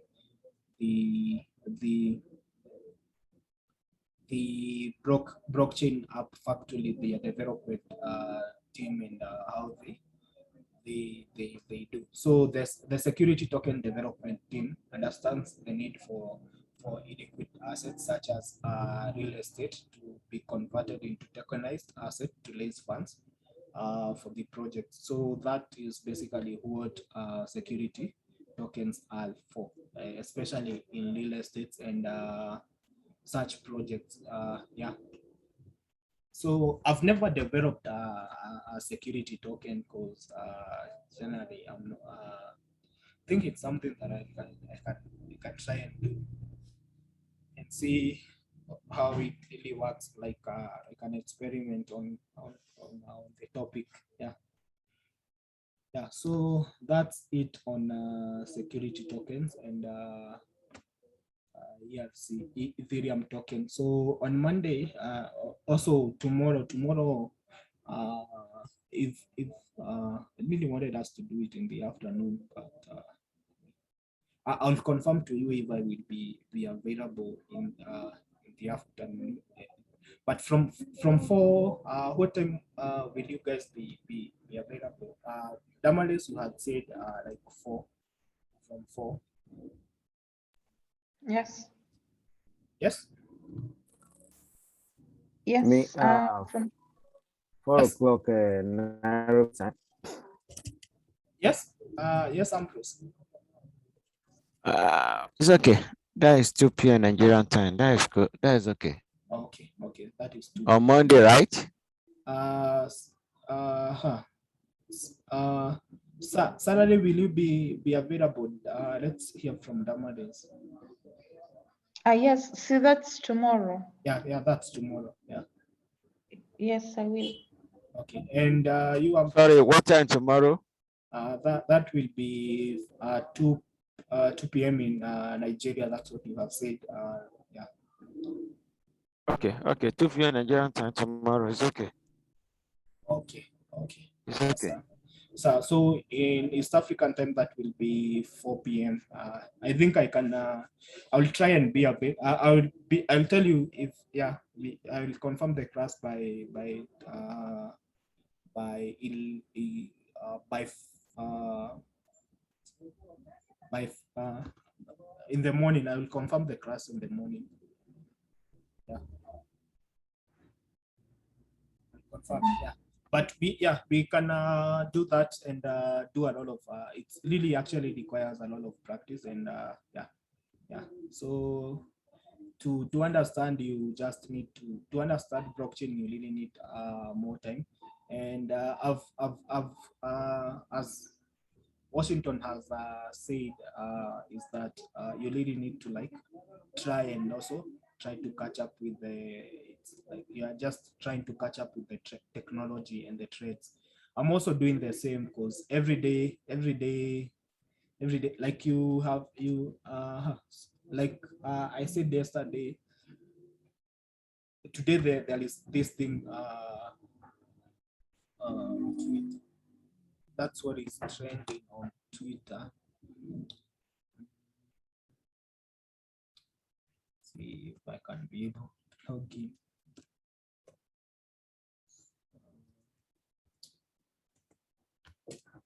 There is my account.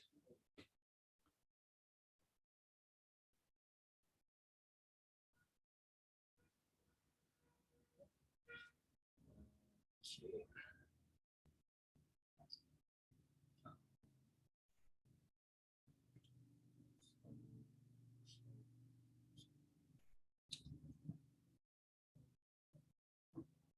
So I'd ask the Ethereum, the ultrasound, if the is the ban for all smart contract created on Ethereum pools.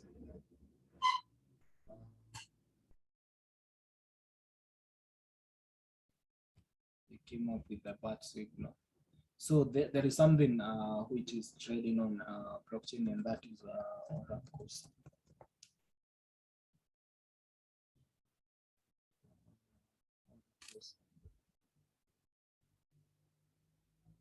Yeah, all of these are oracles. This one is in Binance Smart Chain. This one is Oracle for this. This actually Oracle for the Oracle we know. Yeah. And then this is what is trading now in blockchain.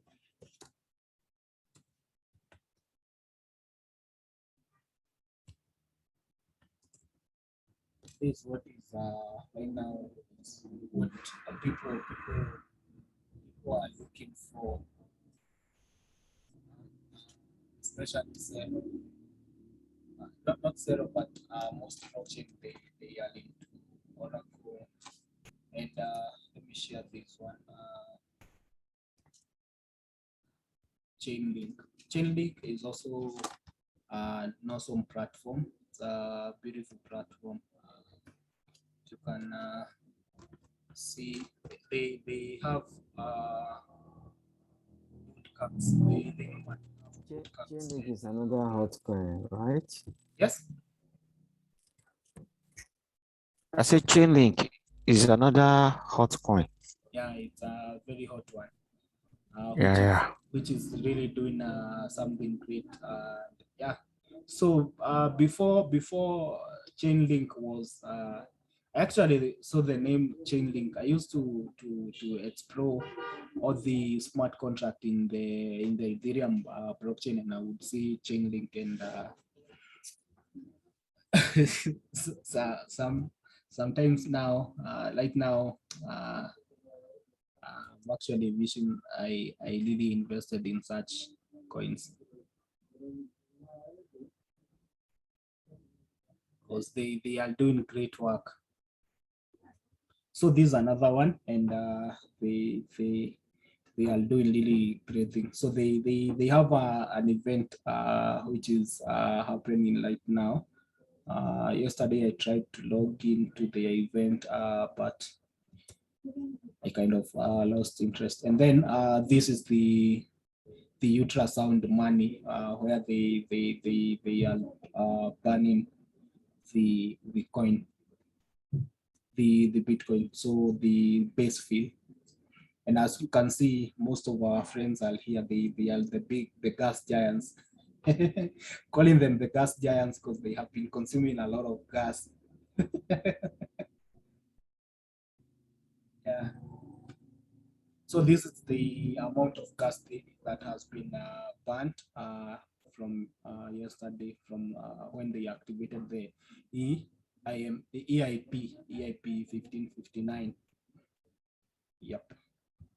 So, and then this is the ban. So they will have a ban. The hard fork started with a ban, and then they will have a merge. That is the removal of proof of work removal to now proof of stake. So it will happen, and then continuous going onward. Yeah. So this the amount of if you can like stake, so you can go down like that and see like the earnings and the gas price. Yeah. So these are some of the team, and yeah. So, and then can try and see if we can be able to join that. See if we can be able to join.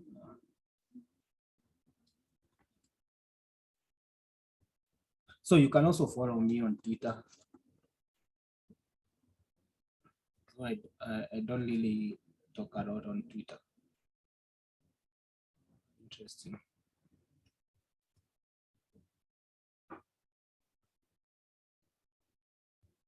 Yeah. So yeah, that's it. That's it. Yeah. So this is interesting. Yeah. So as you can see, they are counting, and so this is another one. So these actually are the big guys who have been using a lot of who are consuming a lot of gas. Yeah. So see you. Let's call it a day, because it's have been a day. Yeah. In case somebody has like a question, comment, event or something. Yeah. Question, yeah? Yeah. Okay, now, okay, I can see from this ultrasound dot money, I'm seeing a cumulative fee bond. Are you hearing me? Yeah, I can hear you. Cumulative fee bond 5,555.33. Does this mean that these are the one that, I mean, the total amount of it that was stolen, or? No. This one from the EIP 1559, all the Yeah. transactions, Oh. they are removing the base fee, Okay. in the transaction. Okay. So you, All yeah. right. So you remember every transaction has a gas price and a base fee that normally the base fee goes to the miners. So they are banning that miners fee. They are banning the miners fee. And that is the reason why they were complaining, because they are also removing the miners reward. Okay, the reward will still be there for arbitrage transactions and also for staking purposes, but yeah, there is a lot of things which are happening, and that's what they are removing. And also at the same time, they are kind of reducing the ETH supply, which will create more demand and increase on variability. So the higher the price will be in an increase in demand. Yeah. So yeah, that's this dApps or smart contracts have been consuming a lot of gas, and yeah, that's why they are on top, because most of these guys were there on their transactions. Yeah. So some coins like ERC20, I think we can only contribute like one gas, one ETH for this. I believe there is like 2 to 3 ETH which have been burnt from ERC20, of which is not a lot. Yeah. So yeah, and you have also seen that the gas fee is low from the transaction that I showed you.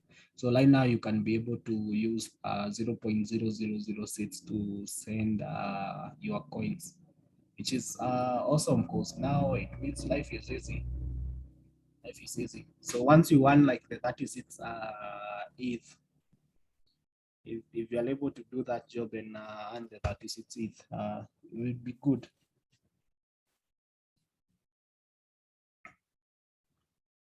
Yep. It's okay. It's Yeah. great. Yeah. So let's see. Let's talk and have a call tomorrow in the around 4. That will be yeah. For you it will be 2. Ambrose. Yeah. So yeah.